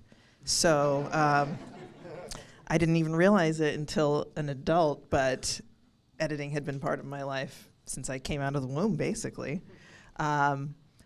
Being an art major, I loved movies. I never really intended on being part of movies myself. I watched stuff like The Neverending Story or comedy movies like I'm Gonna Get You Sucker, and tons and tons of cartoons where my brother and I would turn the volume on mute and then make up the story ourselves and do the voices for the different characters just to entertain ourselves. But I always was into fine art, drawing, painting, making things, and kind of always expected to go in somewhat of that direction. I ended up going to UC Santa Cruz as a marine biology major, surprisingly, because I also loved science. Terrible at math, still terrible at math. Cannot calculate a time code to save my life. I took a college class in marine yeah, one of the hardest things I ever did. Yeah, it was a hard major. It was really challenging, but I thought I was going to be somebody who, was a diver and was doing marine bio and doing my artwork in that I was imagining myself drawing illustrations for science books, that kind of thing. It was a pretty limited view of what art could do at the time. And when I got to UC Santa Cruz and was several weeks away from starting classes, my mom had a talk with me and said, I know you got in on marine bio, very proud of you. I know you really want to be an artist, so you do what you need to do. And I decided to change my major, and I went into fine art. And from there, I continued on painting and drawing, but I expanded to doing sculpture, both in steel and wood, and started to incorporate fiber arts, fabric, paper, things like that. And then I started to go into more found objects, collecting things from garbage dumps or strange places that I would come upon, and just started collecting objects and putting them in my artwork. That's the best art. I really love taking recycled materials and turning them into art. I dig on that. Yeah, and I just thought, these objects have a story and a life before I meet them, and I want to see what I can do to incorporate that story into my work. And that kind of became a conceptual jumping off point where I started to do more installation work, which makes a space the artwork as opposed to just a particular piece, perhaps on the wall or sitting on a pedestal. And I began to incorporate elements of sound, video elements, and I would record my voice or sounds around me in the environment, and I wanted to be able to reproduce those in the gallery space. And when I was working with all those different elements, I had to just learn little bits here and there so I could actually put them together. When I got to grad school, I finally, for the first time, took a class where I was learning Final Cut Pro, but I was sharing a single computer with about 15 other students, and we had to block hours of time that we could share the computer. So you'd get about 3 to 5 hours, 5 if you were on a good day. And that was just enough time for you to get some stuff imported and maybe put it onto a timeline, but that was about it. So I didn't really have a whole lot of experience in the program of Final Cut, but I knew what it looked like, I knew how to get a piece of media in there, and that was just basic enough for me to be able to start using more of these elements in my projects. And after I started working in grad school, I ended up deciding to leave early, and I wasn't sure what I was going to do. I moved to New Zealand for about a year and was doing more artwork and just living life and kind of getting a lot of good quality time in. And when I came back to the United States, I knew I wanted to do something that had to do with art, but all of my work experience had been in a classroom environment, which I knew I didn't want to be a teacher per se, or in an administrative office environment. And so I decided, I'm going to see what some creative marketing type jobs maybe have in store and go around and... Like Mad Men creative marketing stuff? Yeah, I was thinking at least that's some way I could incorporate like the design aspects that I had under my belt. I could do InDesign and Photoshop. Really fit in well, yeah, and I found a job that incorporated it was a listing that had somebody they were asking for to have skills in graphic design, copy work, page layout. I could do all of that stuff. And they were also asking somebody who knew Final Cut. And I thought, oh, that's interesting. So I was completely unqualified for the Final Cut portion of the job, but decided to go and try to get an interview anyway. I got the interview and was incredibly relaxed, which is not my norm in an interview, but it was because I knew I wasn't going to get the job. So I asked great questions, found out what they wanted to have somebody know to be an editor. I took some test, which was basically opening Final Cut, and that was good enough for them. Got a call back the next day asking me to be part of the team. So I basically came in and was doing a lot of the graphic design work and felt pretty confident in that. But it gave me the opportunity to start playing around in Final Cut in a semi-low stress environment. And I was putting together videos about traffic control products of all things, like video cameras for intersections, and oh, here's a new intersection light. Let's display it for our new trade show. So we had some safety videos I put together, and then we ended up having a documentary of the 50th anniversary of the highway system. And someone had started to put the documentary together, but it just really had not come together very well. And that was kind of my first narrative project, I would say. So I started working on that little by little, just kind of figuring out what to do by playing around and putting things together and saying, I've seen a documentary before, I can do this. But I was kind of isolated. I didn't really have anyone to ask questions to, and so I'm just working my way through it. And I was in a cubicle, so people could kind of hear the sound coming out of the cubicle, and every once in a while a friend would drop by and say, I really don't know how you can look at that footage over and over and over and not shoot yourself. And I thought, you know, I actually do enjoy looking at this over and over and over. It gives me a way to get that perfectionist bug, you know, through my brain, and I can be as anal as I want. Yeah, and that was kind of a godsend. You know, it's interesting. I'm sure all you guys will agree with it, and even you guys. While you're editing, you're just on repeat, watching it over and over, and you're analyzing it. You're listening to it. You're analyzing the actual cut points and stuff. So, and then you change it by one frame, and so it's fresh to you, but the person listening is like, what the hell's going on in there? But it's always fresh to you as you manipulate it. But the second you lock picture, Yep. Like, I'm done with this, you're like done. Shut the door. Yeah, it's very interesting. And we love the process of that repetitive process, but once it's stopped, we're done with the project, move on to the next. Mm-hmm. But I'm still fascinated. How did your mother, I don't hear your mother in all of this other than. Okay, so I've taken the long route. That's okay. I'm dying to, Yeah, so. 'Cause she's not in the business or anything. Right? She's not in the Yeah, business. She's a teacher. school teacher. Yeah. So anyway, from that job, I had a terrible boss, which prompted me to realize that I wanted to do this kind of work, but with people who kind of knew more about putting together a story. And I had a cousin who happened to be working on a very low level at a reality television company called 51 Minds, and she brought me in. I walked in thinking, oh, I'm going to ask for a job to be an editor, and then quickly realized that was ridiculous. Corporate editing had basically no cachet in that particular realm, and I got a job as a logger, and from that point, I started to look around and see all the different positions around me, and I would ask people to teach me how to do what they were doing, and I would offer, like Charles said, see what other people need, find out what you can give to get what you need. And so I would offer to learn how to do somebody's workload, help lighten that if they would just teach me how to do simple tasks. And eventually I started to build myself up so that I was rising through the ranks at the reality TV company into the dub room, and then the vault manager, and then finally I was an assistant editor.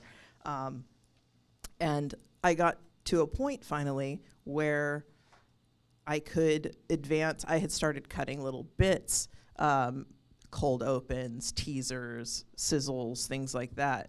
And it was becoming clear that either I could position myself to become an editor in reality, or I could take a step out of that towards narrative, which was really where I wanted to go, and possibly make a linear move or have to move backwards a little bit.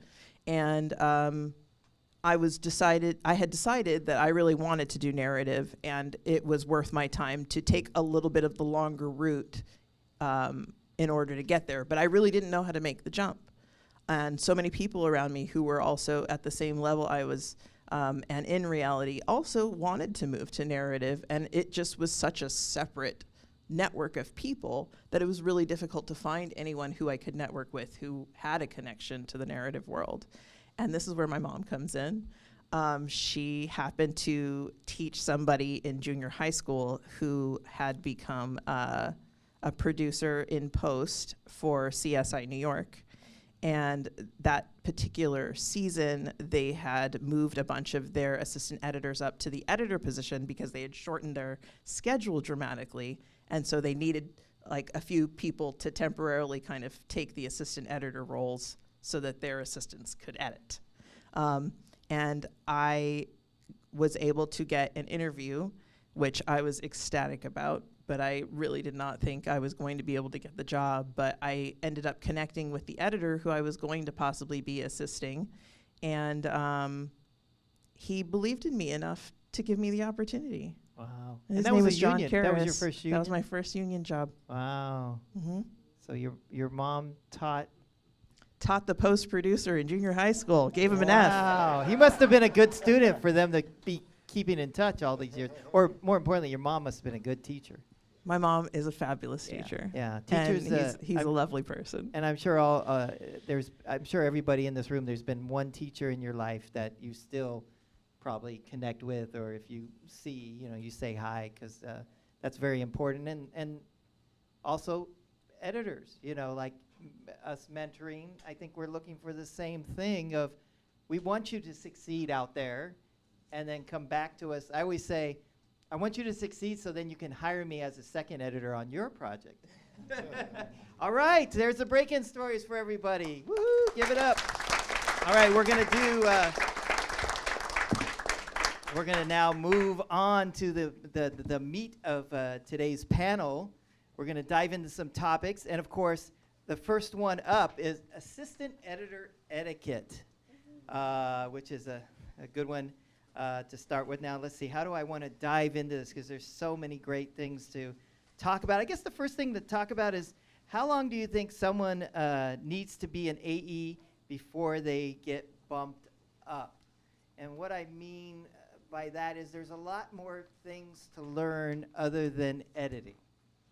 You know, I think we can, especially with your story of how you can self-teach yourself, the craft, especially now with technology. I mean, everybody can have an editing system in their bedroom growing up. I mean, you can literally be 5 years old and start to cut these days, right? It's just crazy.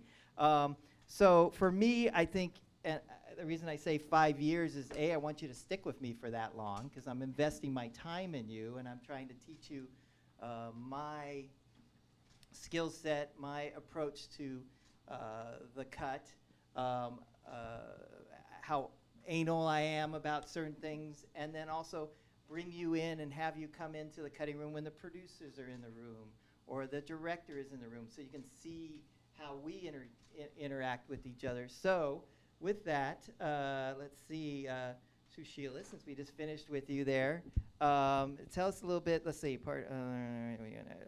I think one of the things that you had said to me was tempering your own reactions, and I loved how you said that. So can you go a little, dive in a little more about that? Sure. So as an artist, and I consider all of you artists as well, we get very close to our work, and it's really hard to get feedback. Even if you know it's good feedback, I know my face does not lie very well. So if I get feedback, sometimes I need a moment. And at first, I was really not good at receiving feedback. I wouldn't say anything wrong, but you could see in my demeanor that I just was really defeated or defensive or angry. And, now that I've grown quite a bit from that point, I see every once in a while that happening with somebody else, and I realize how much of an effect it has in the collaborative process. So one thing I started doing after having a conversation with my friend Anthony Smedile, who was an AE on my block, was I started putting a Post-it at the bottom of my monitor with the happy face that I drew on it. And I started to position my desk so that I was facing the wall, and the producers and director would always be sitting behind me. And what that did was it gave me that moment to take a breath, to look at the smiley face, to put that smiley face on my own face, and then I could turn around and accept the notes and feedback with a good those attitude. Great notes you just gave me. So this part of the panel, I want everybody to chime in. Let's keep it free flowing. If you think of an idea, idea of the question, just raise your hand or grab the mic and let's just chime in and start talking about it. Yeah. I mean, all this.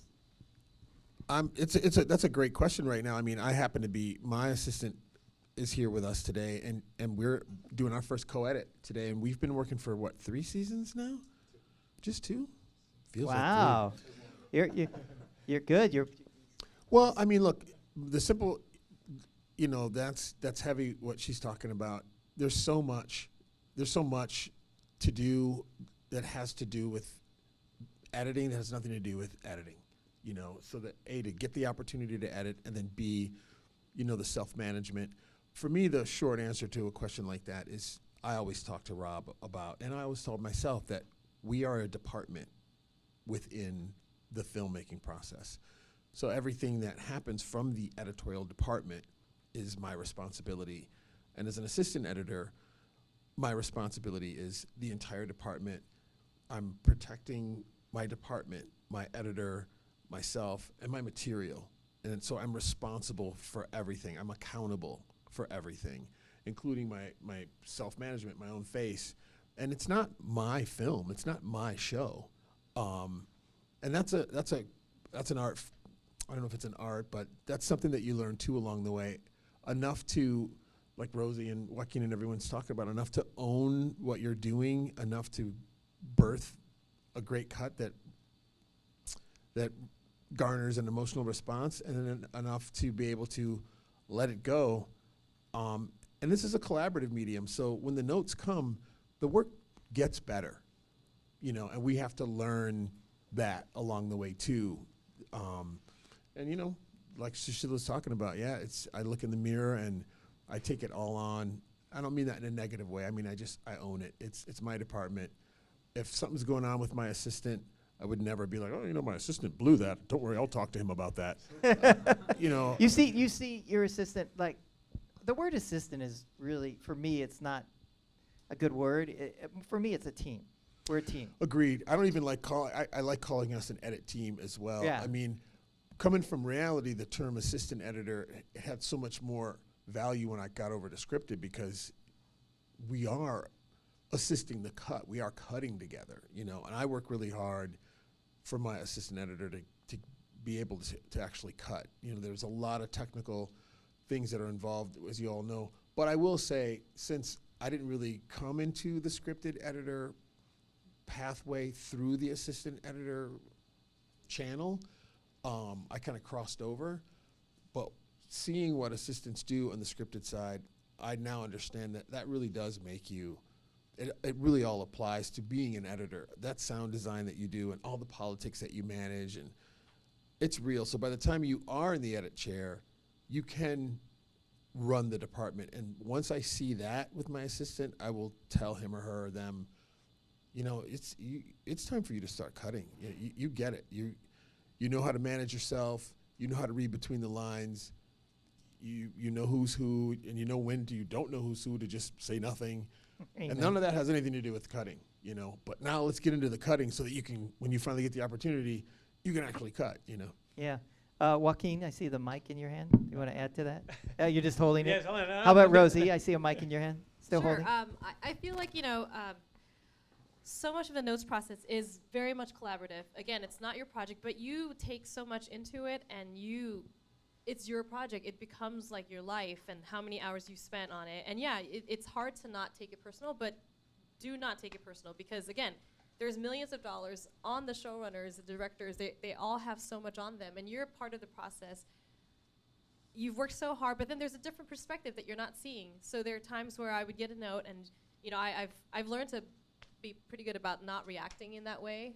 You smile, you kind of, later on you can go punch a pillow or something. Yeah, you run to the you want to take it in. Oh, I see this note. I have to go to the bathroom. Yeah, and it's thankfully I don't react that way, but it's a lot of just like, okay, let me see how I can. Yeah, let me take a look. Let me try that.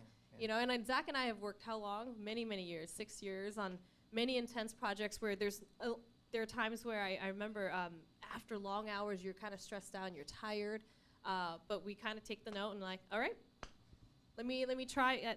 You want to come back in an hour and let's take a look. Getting a note that you totally disagree with, it's fascinating to zen out on it. Like they're ruining the show. And then you say, okay, calm down. All right, what's behind the note? What is it that behind the note? The note behind the note. What is it that they're?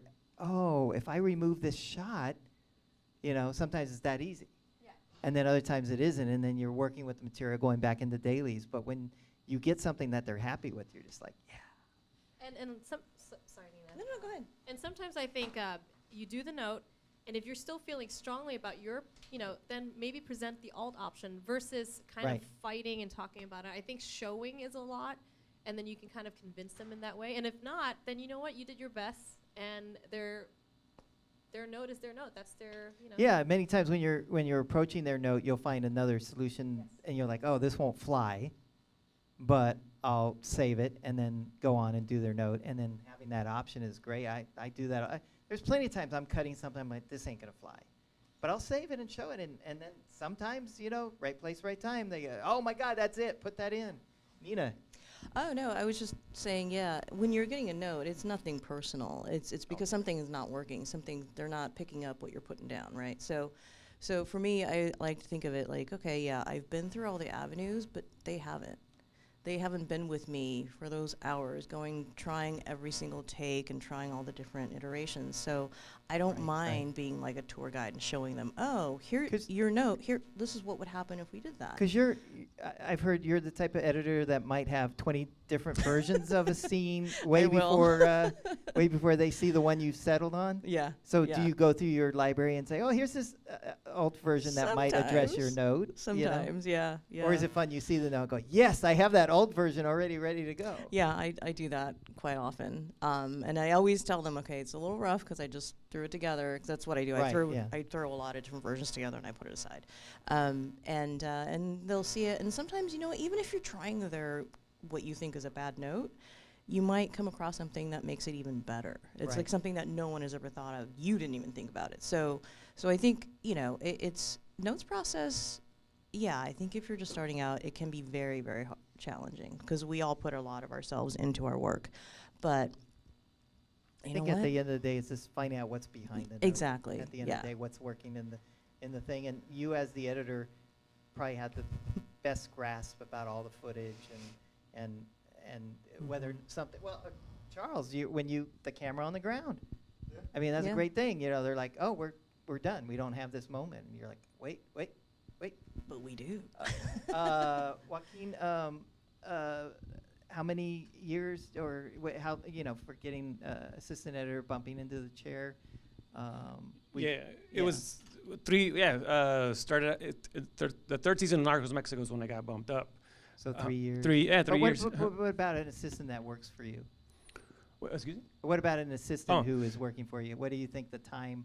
What is the time they should expect? Because Nina, and I'll have you talk to it after Joaquin answers. You've said you have to show that you can do the job, and this is something that I wanted to ask you about, but I want to hear his response first, so you can be thinking about it. Ask Nina about the music editing. And how they always pick their own music and go about that process of teaching them how to do it. But Joaquin. Well, I don't know if there's a specific time frame. I mean, like for example, for me, I had been editing, working in broadcast media for 15 years, right? So I was already ahead of the game in some sense of working professionally as an editor. Yeah, but you didn't come on to Narcos and just say, I'm an editor, I'm going to start cutting. No, definitely not. But that was the reason why I knew that I wanted to be an assistant editor because I knew I wanted to learn the ropes. Like I get this from enough people like saying, no, I don't want to be an assistant. I want to be an editor. That's fine, cool.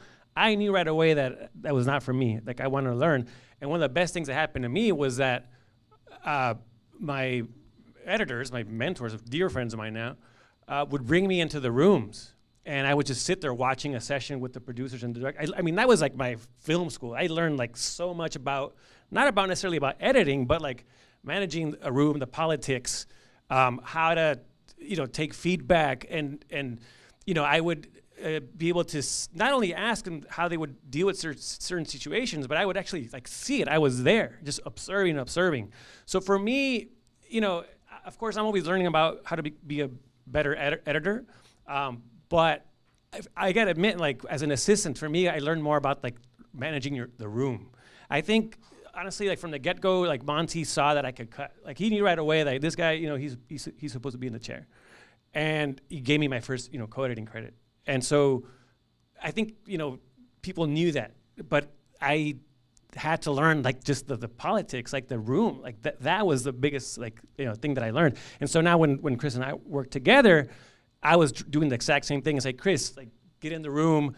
We worked a lot remotely, so he would be like, if I was in the office, like I would have a laptop next to me, and like Chris would be there, on Zoom or on Slack or whatever, just listening, taking down notes, and also they'll make sure that like Chris was, also getting in front of producers, right, and the directors. And he encouraged him to also reach out to our director Andy or Griselda, right. Go get lunch with them. Like, just put yourself out there, because you're not in the office all the time. And so I just knew how important it was just to be in that room, because that's what people did to me. And so that's what I was trying to do with him. That's a big topic. I mean, I don't know what you guys are seeing out there. The room, I don't even know if there's a room anymore. There is on Zoom, and Rich can speak to that. How I said when I hired Rich, I said, I want you on the tone meetings. I want you during the director's cuts if we're doing them on, on Zoom. The producer, anything that happened on Zoom, I said, get on there, join us. Even if you're working, you can just be on screen, be there with us like you would in the room. The greatest thing about Zoom, though, is you can actually get some work done as an assistant while the director and the editor are working. But by him being there and listening in, what's great is when you are in the room, you can sit there and take notes, is very important. But more importantly, if we're talking about something and we're not sure about it, maybe finding a shot or we have to do some titling or something, Rich can speak up and say, hey, I'm on it already, I'm doing it. And that's great to have that person in the room. Rosie? Oh, I was going to say it's good to have a hybrid because for me on Ahsoka with Caroline Wang was my assistant editor, and there are times where I'm working and there's little time with the showrunner, and Caroline will be finding the shot for me as I'm looking. I'll text her or I'll just tell, hey Caroline, do you mind looking for that shot while I keep working on something else? Versus being in the room and then you're like, oh excuse me, and then I have to leave and then you can kind of find it. But then when we're in the room, I would love for her to be there if there was a chance. And Zach, being in the room and you get to learn the politics in the room. And I like what you said. It's so much about not just knowing how to edit, but knowing how to edit under pressure, because you're going to have someone sitting behind you for 15 hours sometimes. Or if they're not happy, or if they are happy, you can have some convo. But learning how to work under pressure and stress and still running the room. Big difference, because you can edit on the side and with all the time you have and show it, but versus somebody going, this is not working, this is my time. There's a huge difference with that, and I think there's not really, in my opinion, there's not really a time where you have to kind of work under. It's when that moment comes up. If there's a time to work with your editor, bond and collaborate and learn how to actually manage the room and read the room, knowing the people, I think that's a really valuable skill to learn to be an editor. And it takes years sometimes. There's no limit, It's a shame because when we were on film, the assistant would always be behind the editor because they had to be. You had to reach for the trims and stuff. And now with maybe, since we are working at home, working at home is kind of a disaster for building our careers, but so that's why you want to be on the Zoom as much as you can and be there and be interacting. And then we'll go over some stuff. I want to jump in, Nina, on this. You have to show that you can do the job, and then, of course, music.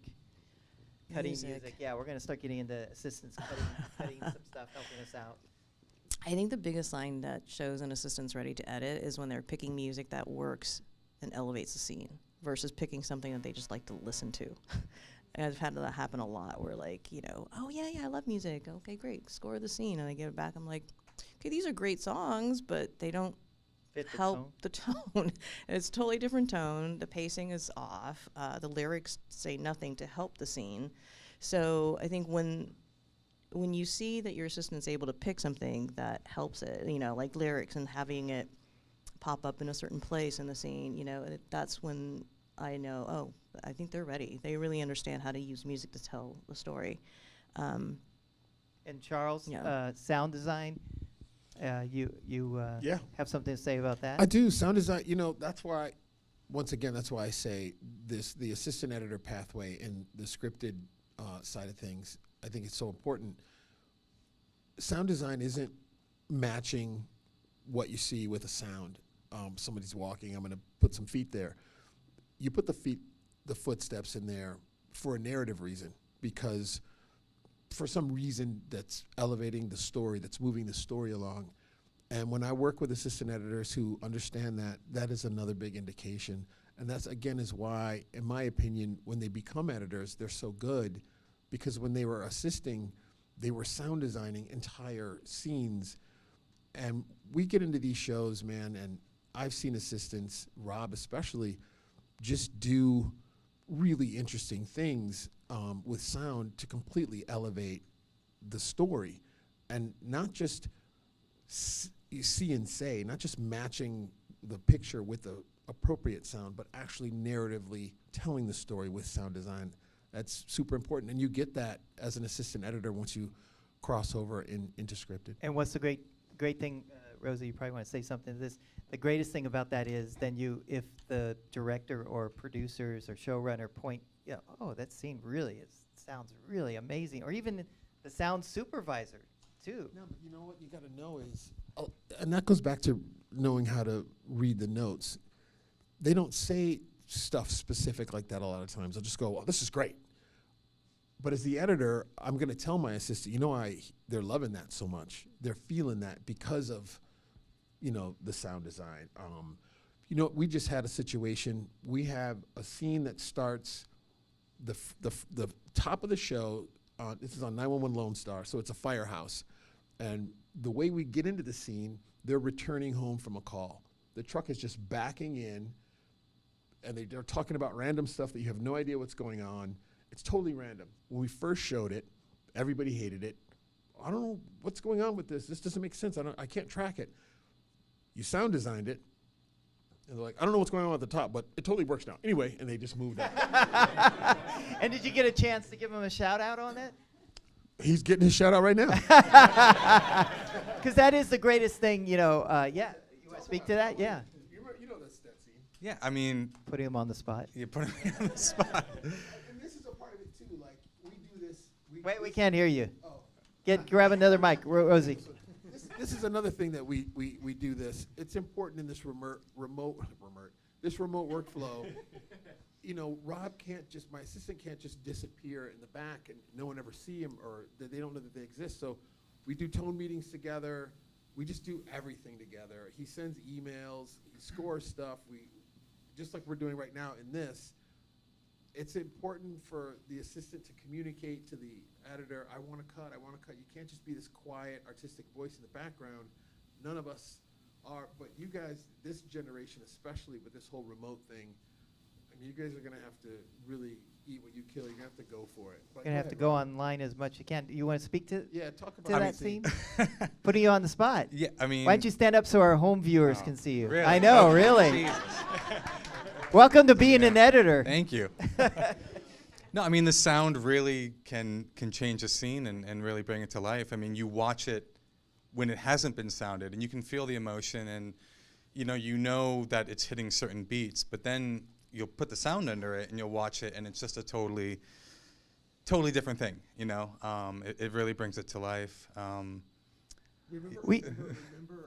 what was that song that you scored the diner with? You have to talk into a microphone. No, I'm just asking him. What was the what? What was it? By the Rascals? Yes, tell him about that, and then my reaction when I first opened that scene up. So there was a scene at the beginning of 911, the finale last year, and we were trying to figure out what the needle drop would be at the top of it. And so I just picked a song called It's a Beautiful Morning by the Rascals. I don't know if anybody's ever heard that. Yeah, of course. Yeah. So, and it just... Does it go, it's a beautiful... There you go, yep. So it just kind of scored the moment. I was in choir. It hit the moment nice, and everybody reacted really well to it, and he really, really liked it in particular. It's happened to me a couple of times. I keep indie artists that I know or meet out on the street in a folder, and if I feel that the tone of that song will work, I'll put it in, and on huge, the season finale, ending song, put it in. Producers are like, oh my God, that is amazing. But there's layers. This is 911. It's an emergency show. Right. So everyone knows it's not a beautiful morning. It's a catastrophe show. So to open up with this big, beautiful, vista, and it's a beautiful, you're just like, oh. What, you seen the fires? Oh my gosh, this is gonna be a doozer. It's juxtaposition. And that was so smart, and that's one of the reasons why he's co-editing now. Right. Because he gets it. He's not just picking this is a great song and it really fits the moment. He's like, no, Charles, this is a dope song, but we know this is not going to be a beautiful morning. We're the song is telling you here. It's telling a story. A place to go already at the top of the show. Totally setting it up, and I was really moved by that. When I. What did you do to that first scene backing in? How did you change it sound design-wise, if you remember? The question. Repeat the question. Yeah, I mean, just cleaned up like the engine sounds and. Yeah, I'm trying to remember specifics. I mean, it just kind of came together. It was dry. Yeah. Because it was dry. I'm gonna. We brought it to life, and like a lot of the dialogue was really rough. So cleaning that up, like just like they were saying, like a lot of the times the producer won't really know what's wrong with it. Right. And it might just be the dialogue's grainy, or there's something in the background like an engine or something. So you clean that up and you kind of make it pop a little bit and. But that's the one thing right there, as an assistant editor, like being in the room, hopefully you were in the room for that, and you were hearing, not getting it, and you're like, wait a second, I think I know what they're responding. They're responding to the the unfinished sound, Yeah. or they're not being like you keyed into it. And sometimes you'll speak up and say it, or you'll just run in and do it and Just say, go and "Well, do it." try this," and then put it in front of your editor. And of course, your editor, that's it. That's dope. You know. Yeah, and I get that. I mean, when I did the James Mangold pilot, I was doing all the sound design. He's very picky with sound and temp sound. I mean, very, very picky. I mean, he doesn't even like to hear loops in the backgrounds and stuff. And I'm like, well, I'm not afraid of that because I always custom design my own loops. On SWAT, I would take all the stuff that had already, this was 5th season. So I'd take all the sound design from the earlier seasons, do my own mixes and loops, and the loops would be about 3 minutes long, and then put those in. And I never got any notes on backgrounds and stuff because it was their own show. Guns, same thing. Use the guns that already exist. Use the stuff. Rosie? Well, Zach and I actually worked on many, many different projects with showrunners who are very picky with sound. Mr. Robot, first of all, that's very sound design. And I remember, well, actually, we actually started working together on a Kevin Williamson show. So every opening was like a horror movie. So that kind of prepped us together on working really great sound because Kevin cares about that. It's part of storytelling. And it doesn't take away from any, sound design jobs because we're presenting the story. Well, one thing we have to do, since I'm on the board of the Editors Guild, we do have to figure out a way, and I'm going to present this because it's true, though. It's like the reason we're doing this is because of the producers not want to hiring a sound editor or a music editor. So we have to start pushing back on that. What the benefit is for us as assistant editors or editors is that we get to be creative in another field. And we get to sharpen our tool sets by doing this work, even though it's sometimes with temp, sometimes it's final, which is shocking.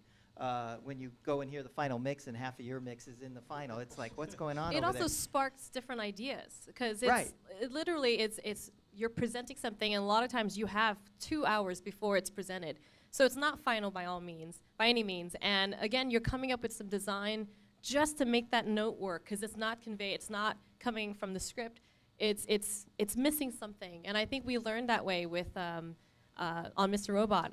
We actually had an episode where there's only 2 lines of dialogue at the beginning and at the end. If you want to speak to that, here, I'm going to give you an opportunity. This is why they're here, bro. How about we talk about the episode, the train station? The train station. Remember, we had to do. I'll speak a little louder. We had to pan it left. Like a good assistant editor. Sam Esmail cares about the sound like we do, but we had to make sure that things came.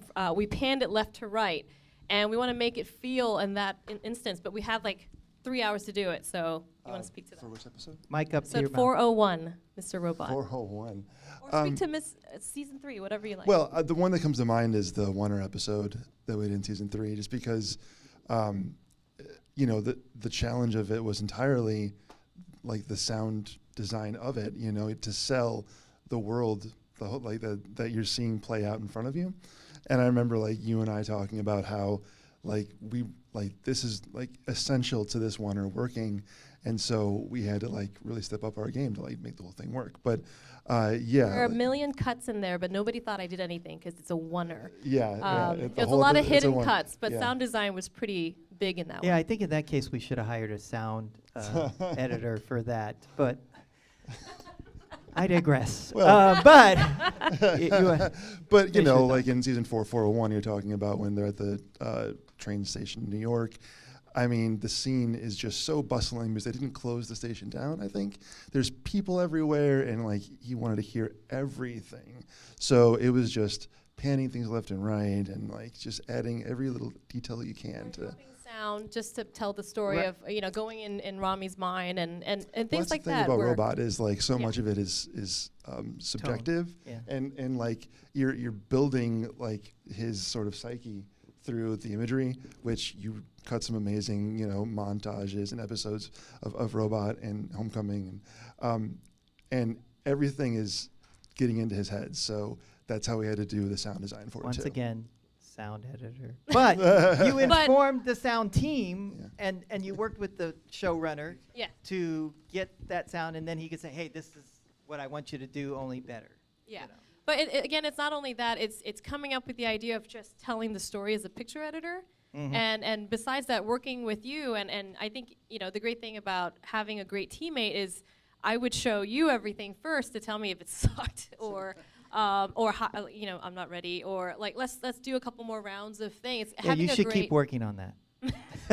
Having a great teammate, and you know, it's great when you have a great assistant editor / teammate collaborator. It's everything. It makes or break your show, because you want, in those instances when you're working long hours, this is your person that you're talking to. This is the person you're showing everything to. So you're in the trenches together. Yeah, and we've been in the trenches together for many years, and I had Caroline Wang, who was in the trenches with me, and I currently have a different assistant editor, James Hooley, now.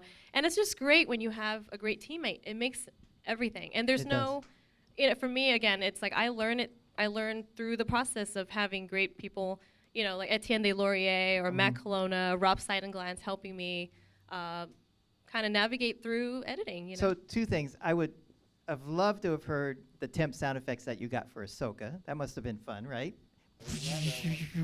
Different assistant editor. Ouch. No, well, here's the thing. He's here because he got bumped up to editor. There you go. So on another show. Yeah, there you go.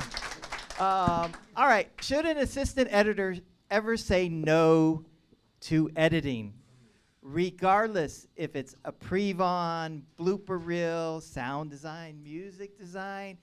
Guys, let's hear it. Put the mic up, raise your hand, do something. Let's hear it. Should they ever say no to editing? Nina, what do you think? Or Sushila, what do you think? I don't want to monopolize. Always be cutting. Totally. What do you mean by that? They should cut everything, even if it's something that they might think is silly, like a gag reel. Because you know what? You're going to get FaceTime with the producer if you're working on the gag reel, and they can hire you if it goes well. So that is probably going to be one of the most important things that you're going to cut as an assistant. My gag reels have ended up at the end of the movies. Bring it on. See? Yeah. Bring it on. You know, it was scripted as a gag reel. Didn't exist. I put all the bloopers together throughout the show. When I said to the director, hey, you didn't get this stuff. Nope, we didn't. I guess the idea's gone.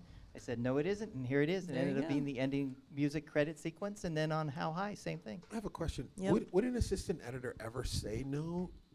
Yes, there seems to be a trend, and correct me if I'm wrong here, that assistant editors want to be paid to cut pre-vons.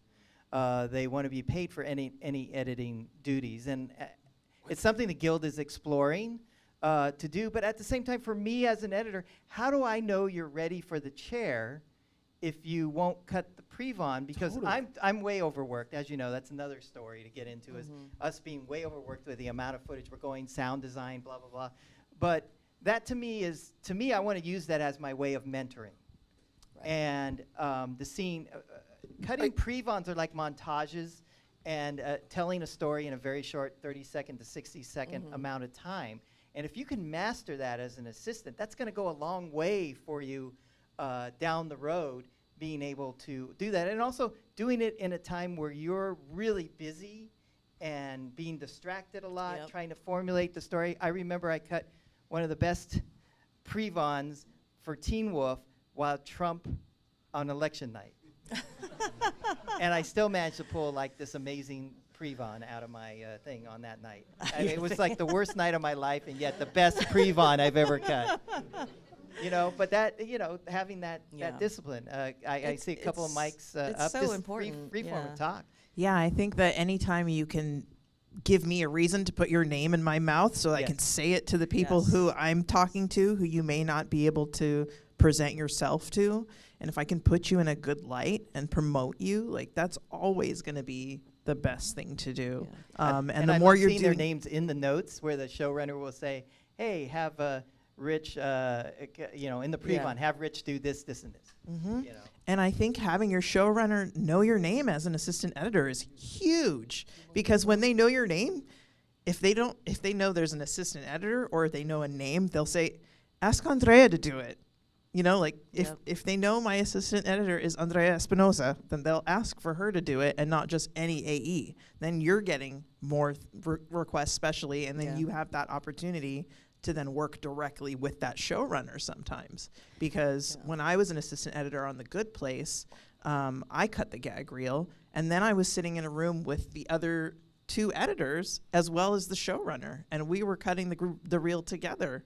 And I never would have had that experience had I not been ready to just go and already collecting things as the assistant without somebody telling me we're going to have a gag reel. Just knowing, hey, this is funny. Let's start gathering this stuff up because it's probably going to be used. And the gag reel not only was shown at the wrap party where the showrunner said my name in front of everybody, but it was also put on YouTube. So wins on a lot of different levels. Yeah.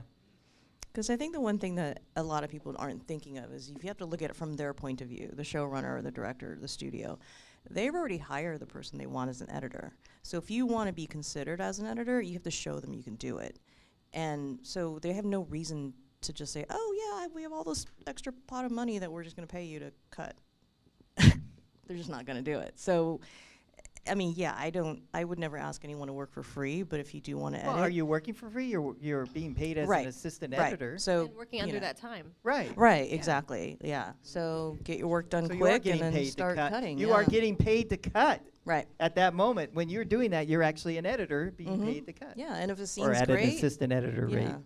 Just like Sushila said, if the scene's great, I will put it in my episode, and if they like it, I will always give them props. If they hate it, I say nothing. I just take the note, and then we fix it, you know. Rosie? I was going to say, FaceTime is so important. And I remember during Kevin Williamson shows, Sam Esmail shows, it's every time the assistant's cutting a recap, they're learning how to cut story beats. And when they get to present it, that's FaceTime.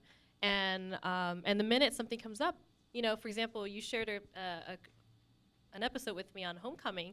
That was a shot because you got to talk to Sam Esmail in the room. And same with Kevin Williamson, right?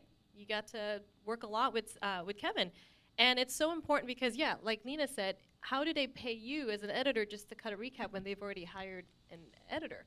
It's just great experience. And I think in that way, it's like, oh, for me anyways, when I have notes, I'll have my assistant editor teammate kind of do the notes. And when it comes time to like, oh, they really like it, then during that time, like, well, Zach did this. Right. And then they get more FaceTime along with the previously on. So it's a win-win, you know. And just to piggyback on that, you guys, this editing thing, I use the word trust a lot. There's a couple $1 million and 100 people who've gotten together to create this pile of footage. And they ask you to cut it. It's a trust thing. You know, there's a schedule, there's a time frame here. They're counting on you. It's a trust thing. So, you know, don't have an attitude, I say, about, well, if I'm going to touch it, I should be paid. You know, this is a craft, and you've got to love it. For the amount of hours that we spend doing it, especially now that we're doing it remotely, I'm not complaining about the hours because I would be doing this anyway. I've been sitting in front of a computer till 3 o'clock in the morning since the 90s. Because that's what I do. And do you have a smile on your face when you're doing that? I always find when I'm the most miserable in the cutting room, I still have a smile on my face. I do. I'm in a parallel universe. I don't even know what time it is. I have friends that are musicians. They're not at the studio at 4 in the morning complaining. They're swimming in it. They're going over different plugins and they keep trying and they're rephrasing and they're reframing just like we're doing. So I hope all the assistant editors in here that are in pursuit of the chair, I hope they really are in pursuit of it because it's what they feel that they are, not because I need to make more money. I'm trying to higher level salary. Up. Yeah, I am an editor, so that's what I wanted to piggyback on what Rosie was saying. And what's interesting too, not to spoil the clap, so give it up for that. What I find interesting too, learning these skills, we're all cutting content on our own. And like I got the opportunity the last election cycle to cut political ads for some of the biggest producers in this town. And all the work was done by myself, sound design, picture design, graphics. I wouldn't have had those skills if I didn't take it on in the cutting room by somebody else paid me. You know what I mean? Yeah. And so those skills continue, everything you learn continues on, just sharpens your pencil as an editor. Joaquin, you want to? Yeah, no, I agree with everyone has been saying that. I mean, you gotta love this stuff, and I think if you do, you're gonna be doing it on the side, doing it on the weekends, find the time to do it. And it doesn't have to even be like, I don't think, something like narrative, I mean, just cut, cut something. I mean, I don't care if it's wedding videos, but just like, and I think it's talking about trust. Whatever you cut, like on the side, I think you show that to your editor, and you start building that trust, and you start seeing that, all right, this person like really is taking it seriously, like really wants to do this stuff, And it's starting to happen for me. Like I was doing things on the side, and I was just going out to my editors and saying, hey, like, what do you think? Give me some feedback. I wasn't like, I want to cut, give me some scenes. It's like, hey, what do you think? Just, I don't know, any tips or anything? And then that way was like, them seeing, all right, he's out there cutting stuff, and, he's doing a good job. And so, all right, here's the scene. But it wasn't like me asking for it. It just came to me because that's the way they saw that, all right, I can give them stuff to. Yeah, I think being a really, I'll say it this way, kick-ass assistant, and you're like knocking it out of the park as an assistant, and you're really impressing your editor, and then you say, I want to cut some stuff. Aren't we more willing to give them stuff to cut if they've got total control of the assistant editor stuff? It just makes it easier to say, yeah, give it a go. I think the best attitude goes a long way, because you're spending so much time together in these long hours, and when you get a reaction to someone who doesn't want to do it, or at a certain point, it's like, well, why should I trust you with now a scene to cut if you didn't even want to do something I asked you? It's a good attitude to have. Then you're just a team working through things. You have together. a story about your assistant. Was it a pencil or what was it? It was a scene where the assistant took the extra initiative on some sound design. Was it you or am I having? Oh, you know what? I think it might have been. I'm sorry. I'm flashing back to my own panel I did. And what it was the assistant, they had some crushing pills on Dahmer. And it's like, where are you going to find that sound design, right? Where are you going to find that as an assistant? I mean, the worst thing you can do to your editor is say, I couldn't find that sound effect, so you're going to have to not have it in the show. It's like you got an iPhone. You got a medicine cabinet. I mean, I have a story with that. I actually, it's for Mr. Robot. I'm like, Zach, just running up and down the hallway, because we were doing a whole riot situation. And we had the iPhone on the ground, and he's running up and down the hallway. And then we had, trash cans, and we're just doing riot sound effects. Because it's not like you could find in a library riot. You could get, and you want to make it feel real and present. And so we would do that. And it works, doesn't it? Yeah, it works. It was so funny. On Teen Wolf, I had a battle scene in between the two. They turned into wolves, and they're battling it out in the school. The set was literally 5 feet away from us. I literally went on the set, grabbed the chairs that they were smashing into, and just smashed them into each other, and like did all that sound, like that Foley, and then brought it back in the cutting room. And I think they used it in the final. It's fun. Yeah. It's fun too. I mean, that's the fun part of it. Yeah. I mean, we're out of our chairs. This is everybody's up here smiling. That's what it's about. Yeah. Well, speaking of that, though, our cutting rooms are very stressful environments. A lot of work, long hours. We rely on our assistants to be our buddies, maybe our shrinks sometimes, because we complain a lot. I mean, you got that right on your show. Yeah, you tell a story of your editor being fed up and. I mean,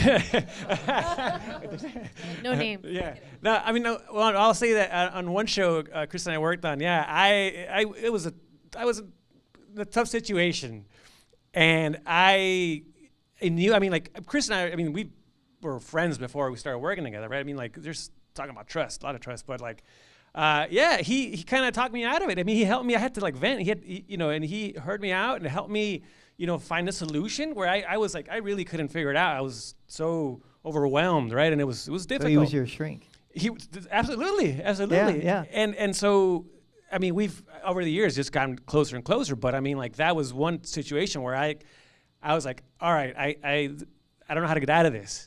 And I'm like, Chris, and I think I told you, I'm like, dude, I need to talk, like, just hear me out. What do you think, man? And then we were able to solve it, but it was because he was able to help me out. I mean, he wants to speak. Well, I would just say too that I think that this applies both with. I'm going to stand next to you, so I'm not crowding anybody. Well, I think that this applies for both for cuts and for politics. That often your editor just wants to talk, and you don't have to solve it for them. I think you can kind of take that lesson, Sounds like you know. relationship. Well, it is. I mean, absolutely. I think it's like, you know, I mean, I think it's great in the creative process too. When you're working on stuff, it's like, okay, I can't quite figure this scene out. You know, will you have a look and tell me what you think? And then I think it's really important as an assistant to not come back to that editor and say, oh yeah, I would use the medium here, I would use the close there, the wide. That's not what they're looking for. What they're looking for is how things work tonally, how it made you feel, how it might work in the larger like scope of the show. And so that's one of the first pieces of advice that I give to, you know, people who want to be doing this kind of a thing. And then, yeah, I mean, we were not going to name any names, but yeah, we've worked on a few shows together, so we can get away with this. But yeah, there was a show where there was a lot of heat, and there was a lot of heat between some people way above our pay grade, and there were people asking for things, and they were, you know, kind of creating problems that maybe couldn't necessarily be solved by the editor, and so. Yeah, sometimes you just have to say, okay, this is what I might do. I hear what you're saying, and you know, yeah, like this might not be, you know, solvable necessarily, or like, have you considered this? So I think that, yeah, I think it all comes back to having an open mind, and then, yeah, I mean, it really helps if you're, you know, you try to work with the kind of people that you really respect and really like. I think that's going to just naturally help you get there, because I'm not like, oh, it's 6 o'clock. Like, I got to get back to my wife and kids. Like, oh, what's Joaquin doing? I just want to talk about this. Like, you're like, we're naturally friends. And so I feel very fortunate that we were, you know, like, not only could we, like, collaborate and get great stuff done, but, like, actually like hanging out. So I had a really, you know, good situation in that sense. So. Awesome. Give it up. Yeah, I had a show where both showrunners were fighting about something being in the show, and then the other person saying the end of it's never gonna make it in the show. I'm like, okay, Mom, Dad, you go fight it out. Just let me know what you want. Yes, I see you, Can I add Sean. something? Yes, to that? of course. I was gonna say, besides having a therapist, I think you're each other's therapists. And then also in stressful times, I was pregnant through season 3 of Mr. Robot. I think I told Zach, I'm like, you're gonna have to drive me to the hospital if I pop at any moment. And Zach was like my backup.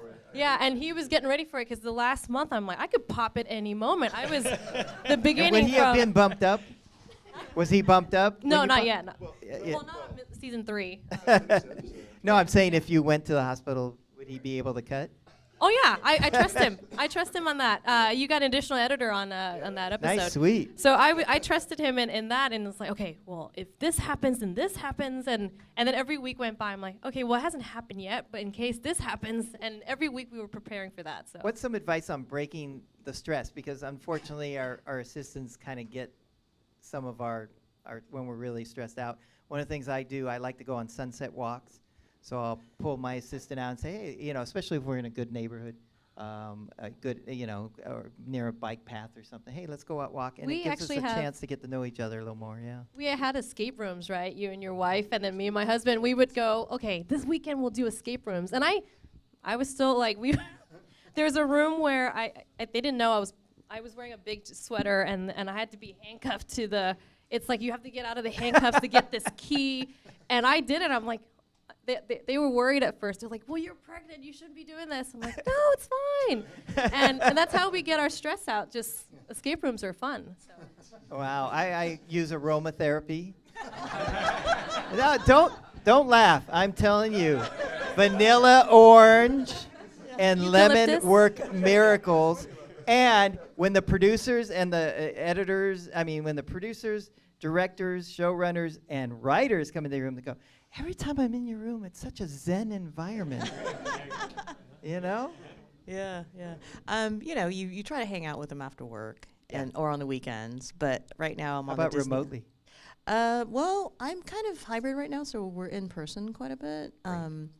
But yeah, Lanier and I would always make sure we have lunch, we'd hang out. But right now I'm on the Disney lot, and there's a lot of squirrels. Oh, well, those are therapeutic pets, aren't they? Yes, they are. So if you come up with some peanuts in your hands, they will come up to you. Therapy animals, I call them. So we do squirrel walks. Yeah, which I love. Well, you know what? We could go on, but I think we want to start hearing from you guys. So we want to have you stump us with questions. So we do need a mic. So who wants the Rosie will give up her mic. So if somebody wants to, somebody want to start it, stand up, and let's say if we get a line going, if we need a line, don't be shy. There's nothing you can ask us that. Well, you can't be shy at an assistant trying to get assistance in the chair panel. Right. This is your chance. You may as well quit right step now. on up. Come on up. Just step on up. First one up gets it. Step on up. Let's practice this self-promotion, you guys. Hello. What's a good opener to networking when you're meeting somebody new and you've assisted, but in reality, and then you're trying to make the jump to scripted? What's a good opener instead of saying, "Oh, hello, I am"? Like, what's a good informational way of saying? Perfect first question, because I did want to get into networking, and that always is meeting someone new. It's always hard to. My quick response to that is to really research whoever it is you're going to go meet. That's the best way, and that research will garner your initial comments, your know who you're talking your to. Entry point. Yeah.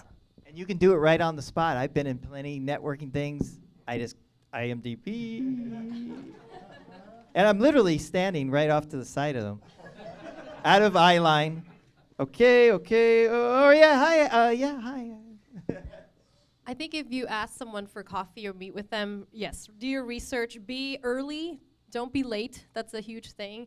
And be willing to drive out to wherever they are, just because if you're meeting that person, be the person to volunteer, because you're the one asking for the meeting. And then also just be humble about where you're at. Don't make anything what you're doing fancy. Just tell them the truth, and then it'll be more of a back and forth, and versus fluffing up your answers. Nina. Yeah, what Rosie said, and I just want to say that there are two people here that have asked me for meetings. One is Wen Keen, and I want to say that he is the first and only person who showed up early, asked me what I wanted to drink, and was ready when I got there. So I was like, okay, this guy's thoughtful. He's prompt. He's not wasting my time. I'm like, he's gonna go far, and look at him. It's not an ass kiss. It's not some hierarchy thing. Yeah. It's what she said. It's preparedness. It's thoughtfulness. It's thoughtfulness. It's I'm serious about what I'm doing. I'm like, I see that. Okay, let's get into it. Yep. Yeah. And also Rich Prince right there. He asked me for a Zoom meeting. We had a Zoom meeting, and there was a period when I was getting a lot of them, and there were people that showed up at my house. It was a little creepy, but he, yeah, right. Don't show up especially at a house. Zoom meeting. Yeah, right. But Rich has been so respectful. I see him at events. He always says hi, and he sent me birthday cards, holiday cards through the guild. And it's such a treat to get them. And I'm always like, it always puts a smile on my face. And I'm like, oh my God, this guy's so, again, thoughtful and respectful. And it's like, so when I heard that you had hired him, I was like, oh my God, you couldn't have hired a better person. Yeah, well, his resume, that's another thing too, is sometimes your resume doesn't show how strong you are as an assistant or an editor. I think I battle that with my own resume, to tell you the truth, when I'm up competing against this panel. That's a great example. And by meeting someone and connecting with them and hearing his story of how his experience is very similar to mine. He does a lot of content on his own, a lot of editing. You had a business at one point. I mean, it's like, I think he'd be a great assistant, even though his resume, I think you had only one scripted show. It's like, and I'm telling you, he knocked it out of the park.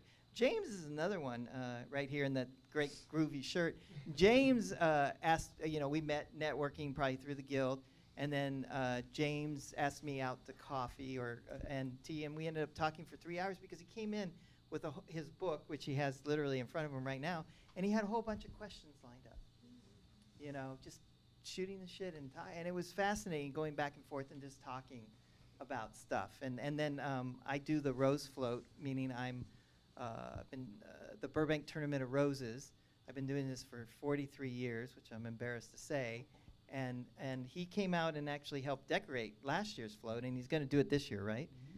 Because actually I've designed it this year, so I'm very excited. And I need all of you guys to come down and help me out with it, because we're all volunteers. But getting to know him and watching him in that environment, because that's very chaos environment for me. You saw me going through it, having 10, 20 people ask me questions and getting them to move and training them and stuff. And he just stepped up and, like in the cutting room, you know, it's great when an assistant editor can just step up, see what is needed, and take it over. Yeah, I'd like to add to that, because I think that when you're networking with people, it's really your first opportunity to show them how you work in the cutting room, to show you or show your level of thoughtfulness. I really like having assistants who can anticipate what my needs are going to be and can see how the dynamics of how relationships across the collaborative process are working in tandem with one another. Andrea is incredibly good at looking and observing and seeing how people interact with each other and anticipating, like, I heard you have this conversation with the director and I thought that you may need these several things and I've prepared them for you on the side. Or if you're just meeting someone for the first time who you haven't worked with, if you go through the trouble of saying, I looked up these several different coffee houses near you. I thought they all had really nice outdoor spaces, and considering, you know, what the weather is like right now, it might be really nice. Please let me know which one works for you, and then just being incredibly accommodating. Yeah. It's showing them, like, oh, maybe this is somebody who I actually want to work with, spend my time with, somebody who I would like as a human being. Rosie. Mine. No, you know, I love these stories because I remember, as an assistant, like I would, you know, with Monty, I remember he used to love pad thai with shrimp. And so when he was busy, whatever, I knew right away I can go, like, I would get him pad thai with shrimp and he'd be happy. And I just love doing that. I love that I could make him happy and he could get the job done. And I didn't see it like, oh, I got to get his lunch. Like, no, it was like, I wanted to help out. And I remember also with Julio Perez, I got to assist him for a little bit, and one day he's just in the thick of it, and he was hungry, and I'm like, hey man, I'll go get your lunch. He's like, oh no, you don't have to do that. And I'm like, no man, like I really wanna like help. I know you gotta get this done. Like I don't mind like go get, you know, getting your lunch. Dude, like what do you want? And he was, you know, he's like, oh, all right, you know. And so I got his lunch. I didn't care. Like I mean, it was just, you know, I wanted to help out. But I think, you know, in general, like what everyone's been sharing, I think, you know, yeah, it's not ass kissing. Like I used to always also like, you know, I would pick up from conversations from people what they liked. Like I remember a post producer was like, oh, he loved coffee. I'm like, oh, you know, I love coffee too. So like I would go to my favorite coffee shop and I would bring up a bag of beans, and he was like, oh, thank you. Like, and it was just me because I love seeing people happy and we could share interests. And you know, someone said, oh, man, I like mezcal. I'm like, oh, I do too. And so, and so I would bring him a bottle of mezcal and I would go visit my family in Tijuana, you know, and oh my God, thank you. Like, observing that, and Rosie, real quick, I was working on Huge, and the producer wrote the book for Wicked. And so I said, okay, she's going to have lunch. She's in the cutting room. She's going to have lunch with us. So I quickly got on the internet, watched as many interviews as I could with her regarding Wicked, because I liked the Broadway play, and I thought that was a good in, right? Because I love Broadway plays. Here's a unique producer that actually produced a very successful movie coming out at the end of the year. And she had this one thing where she was knitting, and she talked about knitting, and she's not a good knitter, but she knitted this thing all during the rehearsal period and the struggles of getting that play on. So at lunch, hey, I hear you're a knitter. She was like, how do you know that? And I said, oh, I think I saw somewhere or read somewhere that you knitted something. Can you, what? You know, what is that about? And, you know, and then she, for the next 20 minutes, held court telling us all about Wicked. So, you know, when you're working on a show, you know, try to study what things and find interests that you are naturally interested. Don't do it just to be genuine. Yeah. Yeah, find something that person you're working for, or even your editor. There's content that your editor's got. Like, Charles, I got to learn more about your current show, you know, that you won an Emmy for. I want to get the behind the scenes, you know, like, so we're going to do coffee, and I want to hear more about that, you know, cutting that great show and the pains and asses of it, but at the same time being on such a cool show. You're still on it, right? I am not. I cut the first season of Wrexham, but I'm still one and done. Very close with that edit team. We get together all the time. And, you know, back to what Nina said, too, you know, Rich Prince, he's awesome. Andy Lee over there is awesome. This is, Tasha, I'm sorry. This is, it's a dope squad of people. You'll reach out to lots of folks, and a lot of times, and this is just my opinion, if you don't hear something back right away, it's not because we weren't interested. We just don't have an opportunity. I wish I could hire so many incredible people. Everyone in this room. I would have jumped at an opportunity to work with you, with Rich Prince. I just didn't have one. I just didn't have one. And now Eric's got him. So, the industry shifted. I don't know how many chairs are going to be available as we move forward, but the industry is not going to go away. It's always going to be here. You got to love this stuff. It's not a job. It's a craft. And I hope that you pursue it from that vantage point versus work. Real quick, Rosie, and then let's get another question. Yes. So it was at the beginning. It was before I had started on Mr. Robot. Caroline Wang, who was my assistant after Zach for many years, she had asked me for lunch, and we met up, and she's so great. And I was like, you know what? Kind of like to your not right away thing. I just had her in my mind. She picked out a place. It was early. Blah blah blah. Literally, she had after Mr. Robot season 3 was over. I remember I was at the hospital. And my episode was airing, and she emailed me, and she's like, "Congratulations on your episode." And I'm like, "Oh, thank you. By the way, I had just had a baby." And she's like, "What?" And because I haven't talked to her in so long, and then versus when you had the chance to get bumped up on another show, and I needed another assistant, guess who I contacted? It was Caroline, who was keeping in touch with me, and it's just one of those things. It's it took a while, but it happened. So. And then I think once you make the contact. James or Rich, they just check in. If you want to give them an updated resume, to say, "Hey, I'm just thinking about you today. Here's my updated resume. Hopefully I'll get back to work soon." Or if you want to talk longer, if you have time for coffee, whatever. Because I'll put that in a file folder. And I guarantee you when I get the ring, if he's not available, Rich, if you're not available, I'm going to be looking at all those resumes in my file folder and calling everybody in for interviews. Next question. Come on down. Hi, I'm Heather. And my question is, once you get into the chair, how did you keep it after that first show? And have you found agents to be very helpful for you guys? Well, sometimes you don't keep it. Sometimes you go up and down, and there's nothing wrong with that, I was going to say, I find that agents aren't as important at the beginning of your career when you're just building and working relationships. So for me, I got the chance to get bumped up on a Kevin Williamson show, and I kind of worked, and when he had another show, he's like, "Okay, put Rosie on that." And then it was kind of working through that, and I did that for many years, and working for another producer that he recommended me to. So I didn't need an agent. And at that time, my resume was building, and it's not strong enough for an agent to sell anyway. Right. So that's why I think it's pointless to give 10% to something where you're still building your career. So I kind of worked at that and just put my mind into just working every single job the best of my ability and having the showrunner recommend me, which was great. Because the minute somebody comes up, they need an editor. It's like, "Oh, put Rosie on that," or "Hey, you should come talk to Rosie. She doesn't have anything next." So it's kind of like promotion in that way. Right. How many have agents right now? How many think they need an agent? It's tough. Agents. Wait, is that really?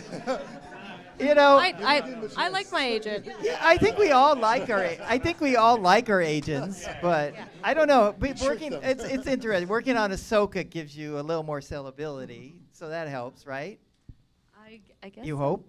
I hope so. I guess what I'm trying to say is, when you get your first credit, because I remember I got mine on Heist, and that's how I got my first credit, the pilot of Heist, and I was just the co-editor.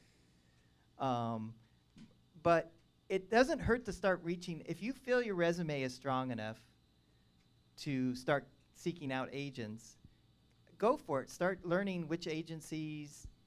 I'd start boutiques first, work your way up, because boutiques are going to give you a little more attention, and they're going to be hungrier. Whereas your agent, you have an amazing agent, and so is he going to take on somebody with one credit? Probably not, yeah. So boutique agencies will work harder for you.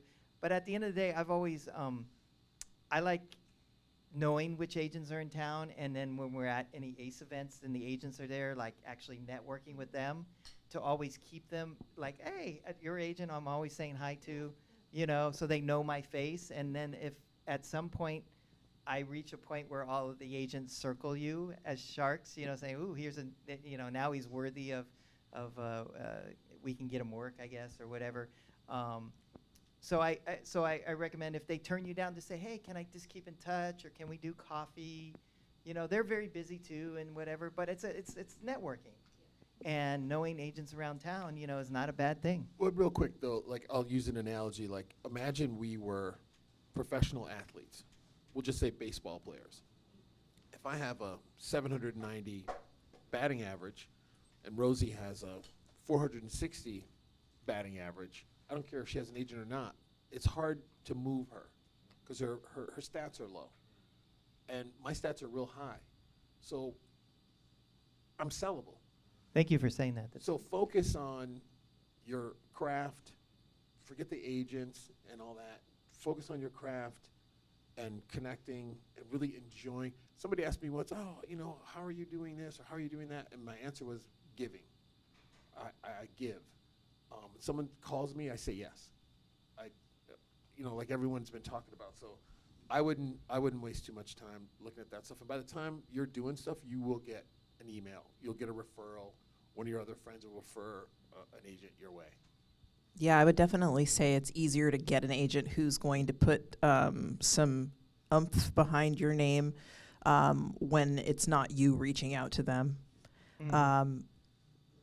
I have had the privilege to have been introduced to agents by other friends and other people who I've worked with, and they've been able to put in that good word before I spoke to the person, and I think that made all the difference in the world as far as being able to have like a choice between agents. And that's also a good thing. It puts you in that powerful position of being able to say, well, I could go with you or you, and you can kind of battle each other out for it. But in the meantime, before you're ready to necessarily get an agent, I think if you were to meet them out in the wild, it's a really nice thing to ask them, like, what is it you actually do for people? What would you do for me if I was your client? You know, like getting a sense of what agents do. Because I know when I was first thinking about getting an agent, I didn't really know what they did, what they possibly could do. I'm still learning, honestly.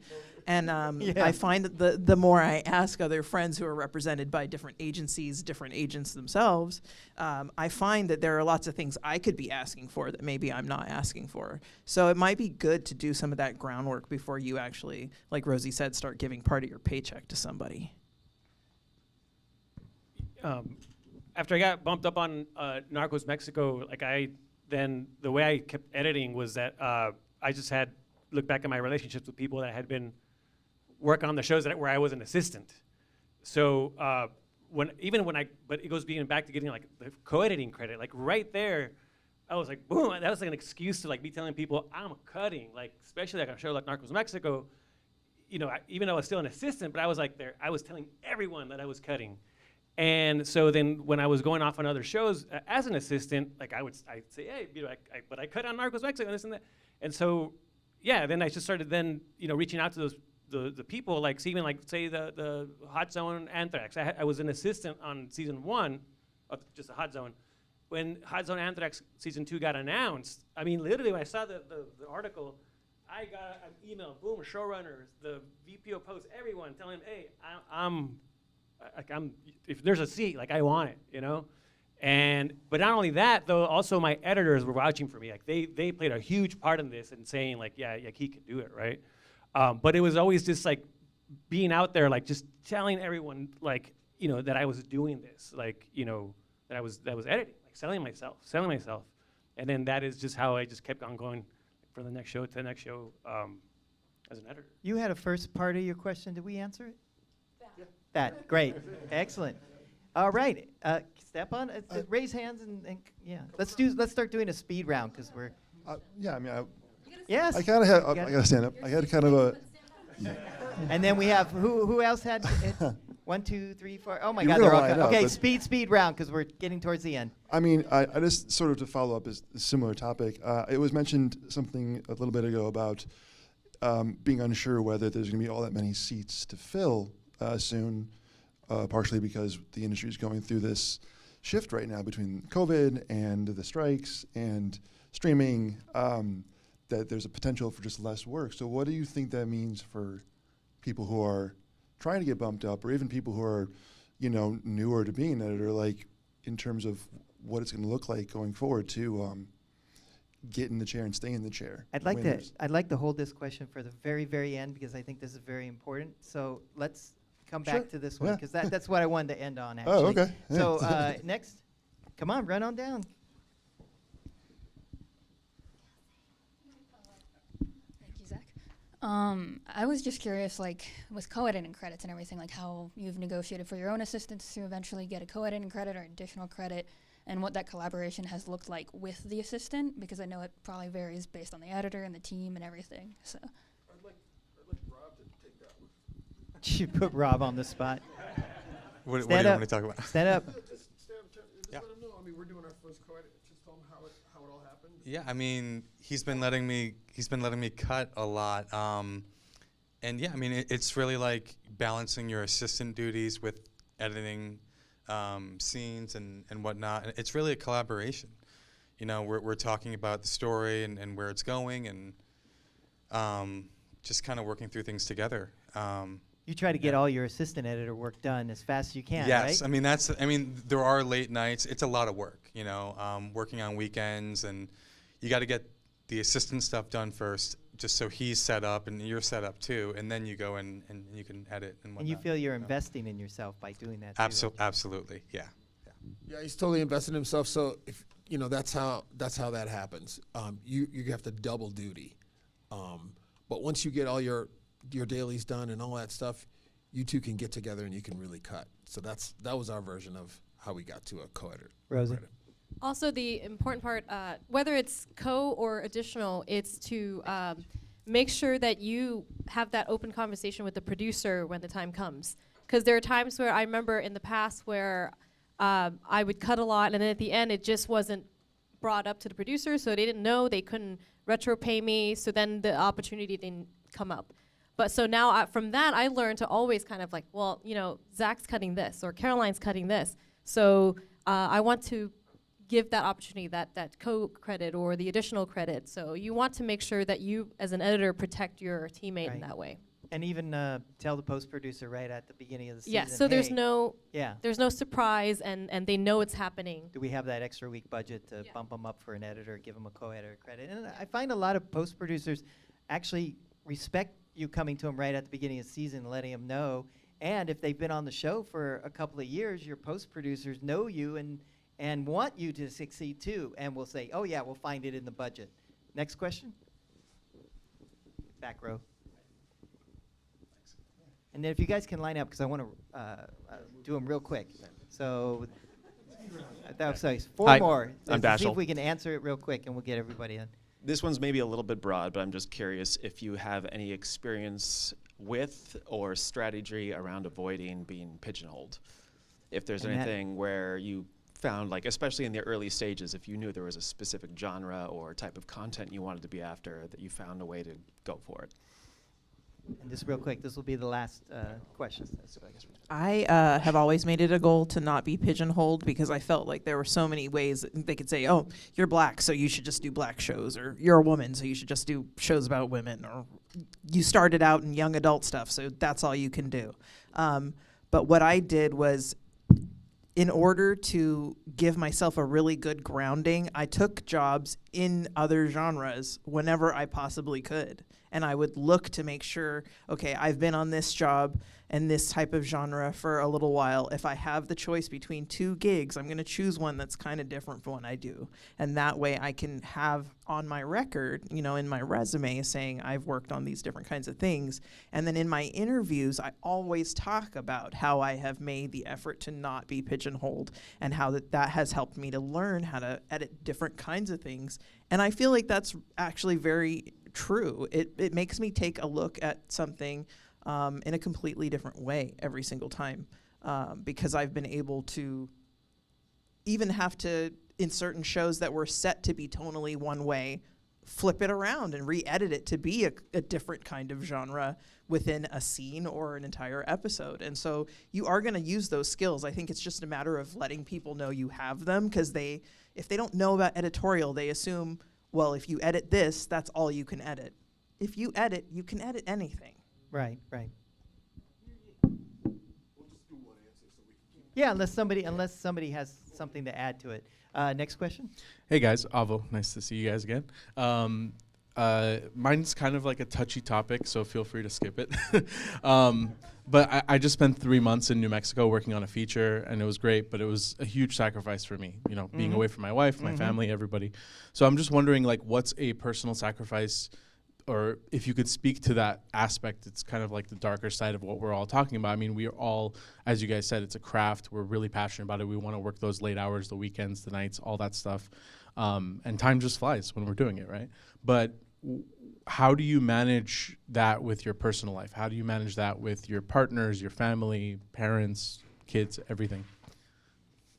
I think have an open discussion with your spouse or your partner, and it's important because my son Rocco was about almost 2 years old when I went over to Atlanta for Falcon and Winter Soldier, and it was kind of like an off and on for 5 months, so it was really hard, and that was pre-Zoom, and he was at a point where he didn't know why mommy's on a phone screen, so it was like, hi, you know, doing faces on Zoom, and that was kind of like hard, but I was able to talk to my husband, and kind of like he knew that was a sacrifice. It was a big project, and it was just discussing and make sure there's nothing hidden. You know, you always kind of talk. And then there are times where I just surprised them. I would fly back for like a late Friday night flight, and I would fly back on a Sunday, you know, that type of thing. So. Yeah, and my response to that too is what she said. It's communication. It's a tough one, and it can really stress your family. It strained my family as well too, but the way we get through it is communication and some creativity. Yeah, my wife, I thank God for her coming. I think we're together 30 years now, and it's because she understood my passion for this business. And when I'm on location, you know, I try to fly her out and spend some quality time with her. And then thank God for technology now. It makes it a lot easier. You know, I'll say, you can be on Zoom with me in the cutting room. No. Real quick, Sean, let's get those raffle tickets warmed up. Next question. Thanks again for all of you sharing. My name is Derek.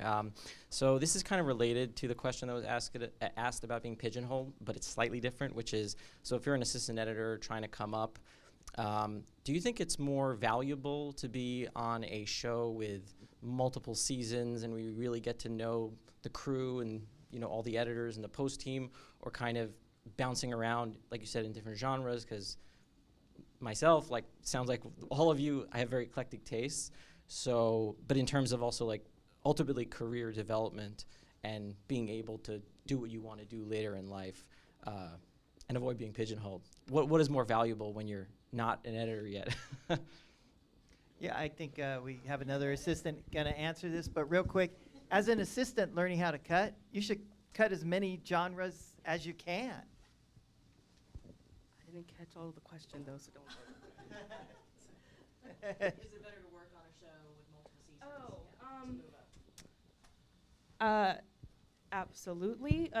Just speaking to like what they said a lot earlier too, like getting into the room, Nina was really great about like giving like ABCs of cutting, right? Always be cutting, and using that, I was able to get FaceTime, like specifically Insecure, cutting the gag reel, cutting the whatever they had coming my way.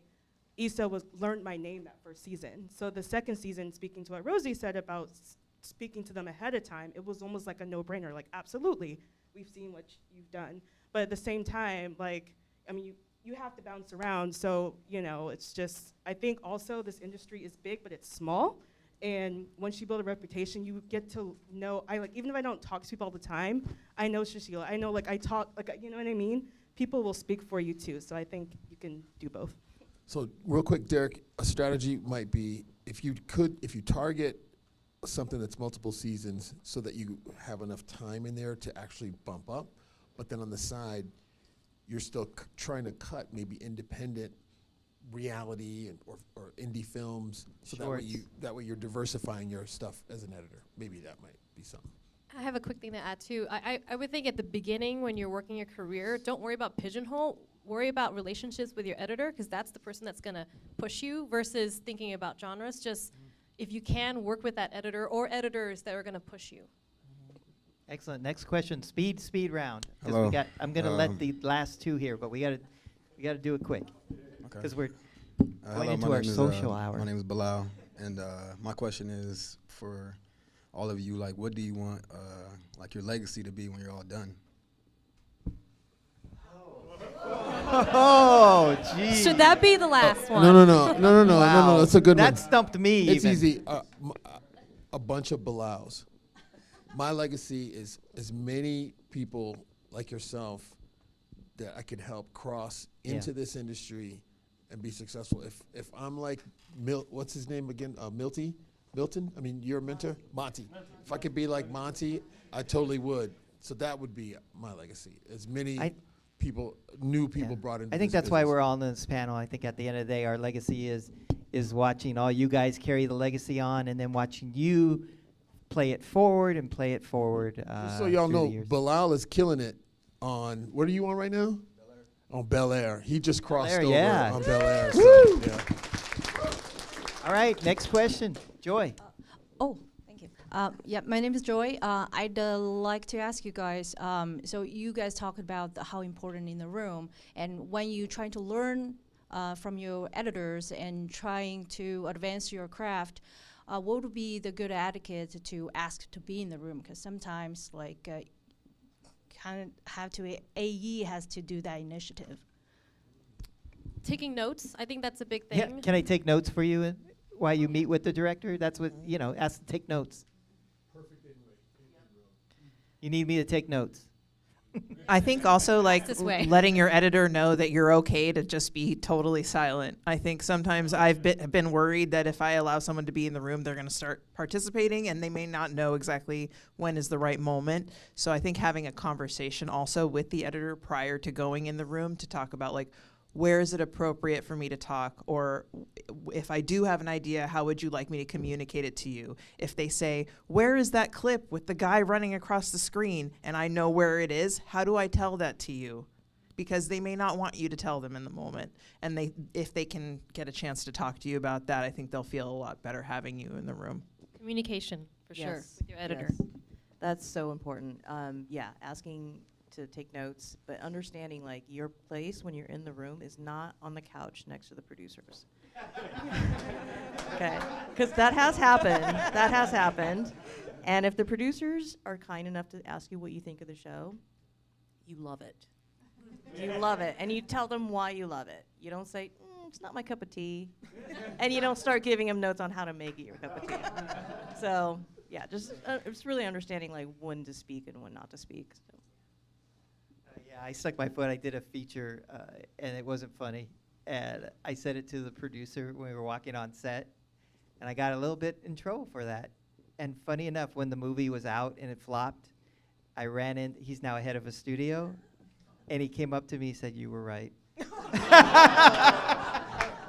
But I shouldn't have done it. I really got in trouble for that. Next question. Hello, guys. My name's Felice. Thank you so much for your time and sharing your experiences. I was just curious, how does it work when you have an assistant editor that you work with, but then they have to stay longer to add in anything, or I'm very new in getting an assistant AE scripted job. So how does it work if the assistant has to stay on longer and then you have another show to go to? How do you balance, keeping that relationship, but then what do they do, has that been a problem, an issue? Actually, no, thankfully. So I think it was during COVID. So Caroline had to stay longer on to wrap up Falcon and Winter Soldier, and I had started another Marvel project, which was Hawkeye. And then I'm like, hey, Zach, ring, ring.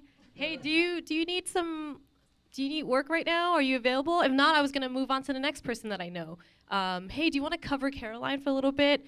So I know that if Caroline was not going to go with me on the next project, then I would then I have another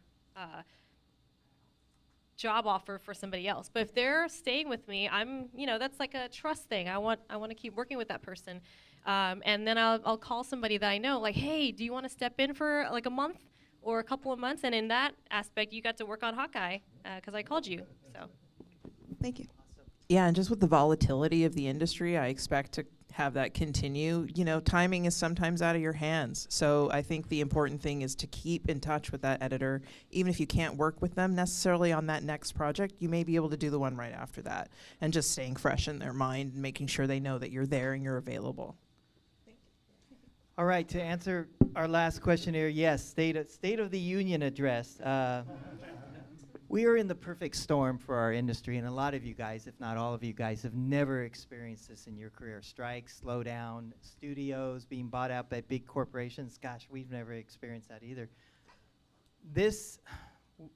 We just got our contract. Woohoo! I can't wait. Tomorrow, this is a plug. Please go to the town hall tomorrow. Yeah, have Kathy walk you through it. This contract is not going to answer all the problems in our industry, but in my career, this is probably the best contract we've ever gotten, you know. But we still got a long way to go to start, you know, the long hours and the, you know, all the stuff that's wrong in our industry. And our board, our local board, you know, Editors Guild board, and we are already planning on the next contract. And we will need you guys to answer your surveys, answer your emails with the surveys in them, pay attention. Go onto the website. Please check those boxes that you get alerts from us, because we're going to need you guys moving forward to start reporting on work conditions, visual effects. We've got a new visual effects editors classification, which is the first major goal in 40 years or something, getting a new classification. It's a major accomplishment. But that even needs to be built upon and strengthened as we move forward. So we need you guys involved with this. But at the end of the day, I don't know what's going to happen. I think you have a great thing that you say. I do. Oh, survive until 25? No, that's not good. That's it. But it's the truth. There's survive till 2025, because you might, as an editor, I'm thinking about it, I might have to step down and do an assistant gig, you know, like I'm like thinking that's where my mindset is now. Like I got to work and I got to provide for my family. So all of like you're wanting to be put into the chair might have to be put on hold for a little bit, but it doesn't mean that you stop trying to get into that chair. You don't stop trying to get in that chair, but expecting to get in that chair and having that opportunity to get into that chair might be slowed down, because it's going to be a feeding frenzy out there. And I feel, and don't take it personally, you're now competing against the top talent in this business. I'm competing, we're all competing against the top talent. I mean, there's Oscar winners and Emmy winners, Charles, who I have to go up for on the same jobs. You know? He's got a high batting average, like he said. Yeah, exactly. Exactly. And I love that sports analogy on that. Yeah, it's you know, the chair, maybe just think of different connotations of the chair. I don't know the name of this website, but there are these film websites where you can go look for actors and stuff. Those are websites IMDb? where you could just put yourself up. No, not IMDb. I wish I knew the name of that. Which one? No. You can, all types of crews. Anyways, that's a place where, as an editor, Studio 31 and yeah. you can. What is it? Not Staff Me Up. It's where I go. Oh my gosh, I should slap myself for not remembering, because I look at it all the time. Not Craigslist. They're but these are the no, not Craigslist. They're real film. They're the local. Oh, Charles. All right. Anyway, forget it. Time's up. You'd like to say something on that? Being an assistant to assistant. Yeah. Oh, editor now. Sorry, golly. Just I don't know how many people were here. I'm going to date myself, but I came into the industry as an assistant in 2008, right in the middle of the writer's strike in 2008. And that was very, very tough. And it kind of feels that way now, because like there just wasn't that many chairs to get into at the time. but like you were saying, you know, it was just like, you don't give up. You know, it took me a little bit longer, and I hopped around from like, I was like at a post house, a trailer house, and just doing everything. Just keep finding those jobs. And I even found, like, kind of to what Charles was saying, there was a site that Joseph Gordon-Levitt had called Hit Record, if you know, yeah. To keep myself, like, just my editing brain sharp, I would cut stuff on that, just with random people. So it's just like finding those outlets just to keep your editing mind sharp and just don't give up, because I mean, we're here now. So. The greatest thing too with the slowdown, I hope all you guys are taking advantage and training yourselves. You know, I'm getting into AI. I'm using Topaz AI for restoration of old videos. Old time rock and roller I'm working with sends me his stuff that I'm restoring for him. So I'm using technology to to actually get work. And with that, we have now reached the end of our panel. I want to give it up for our panelists. Amazing advice today. I hope everyone will take something away. And for all of you guys on YouTube, this will end our live feed. And we're going to raffle off our tickets once we've gone. So everybody wave and say goodbye to our online audience. Thank you for showing up. Hope you found the panel. And be looking. Hopefully we'll have another one towards the end of the year. Yes, and after we give away after we give it away, I'd like everybody to come to the front of the room for a group shot. All right, first one.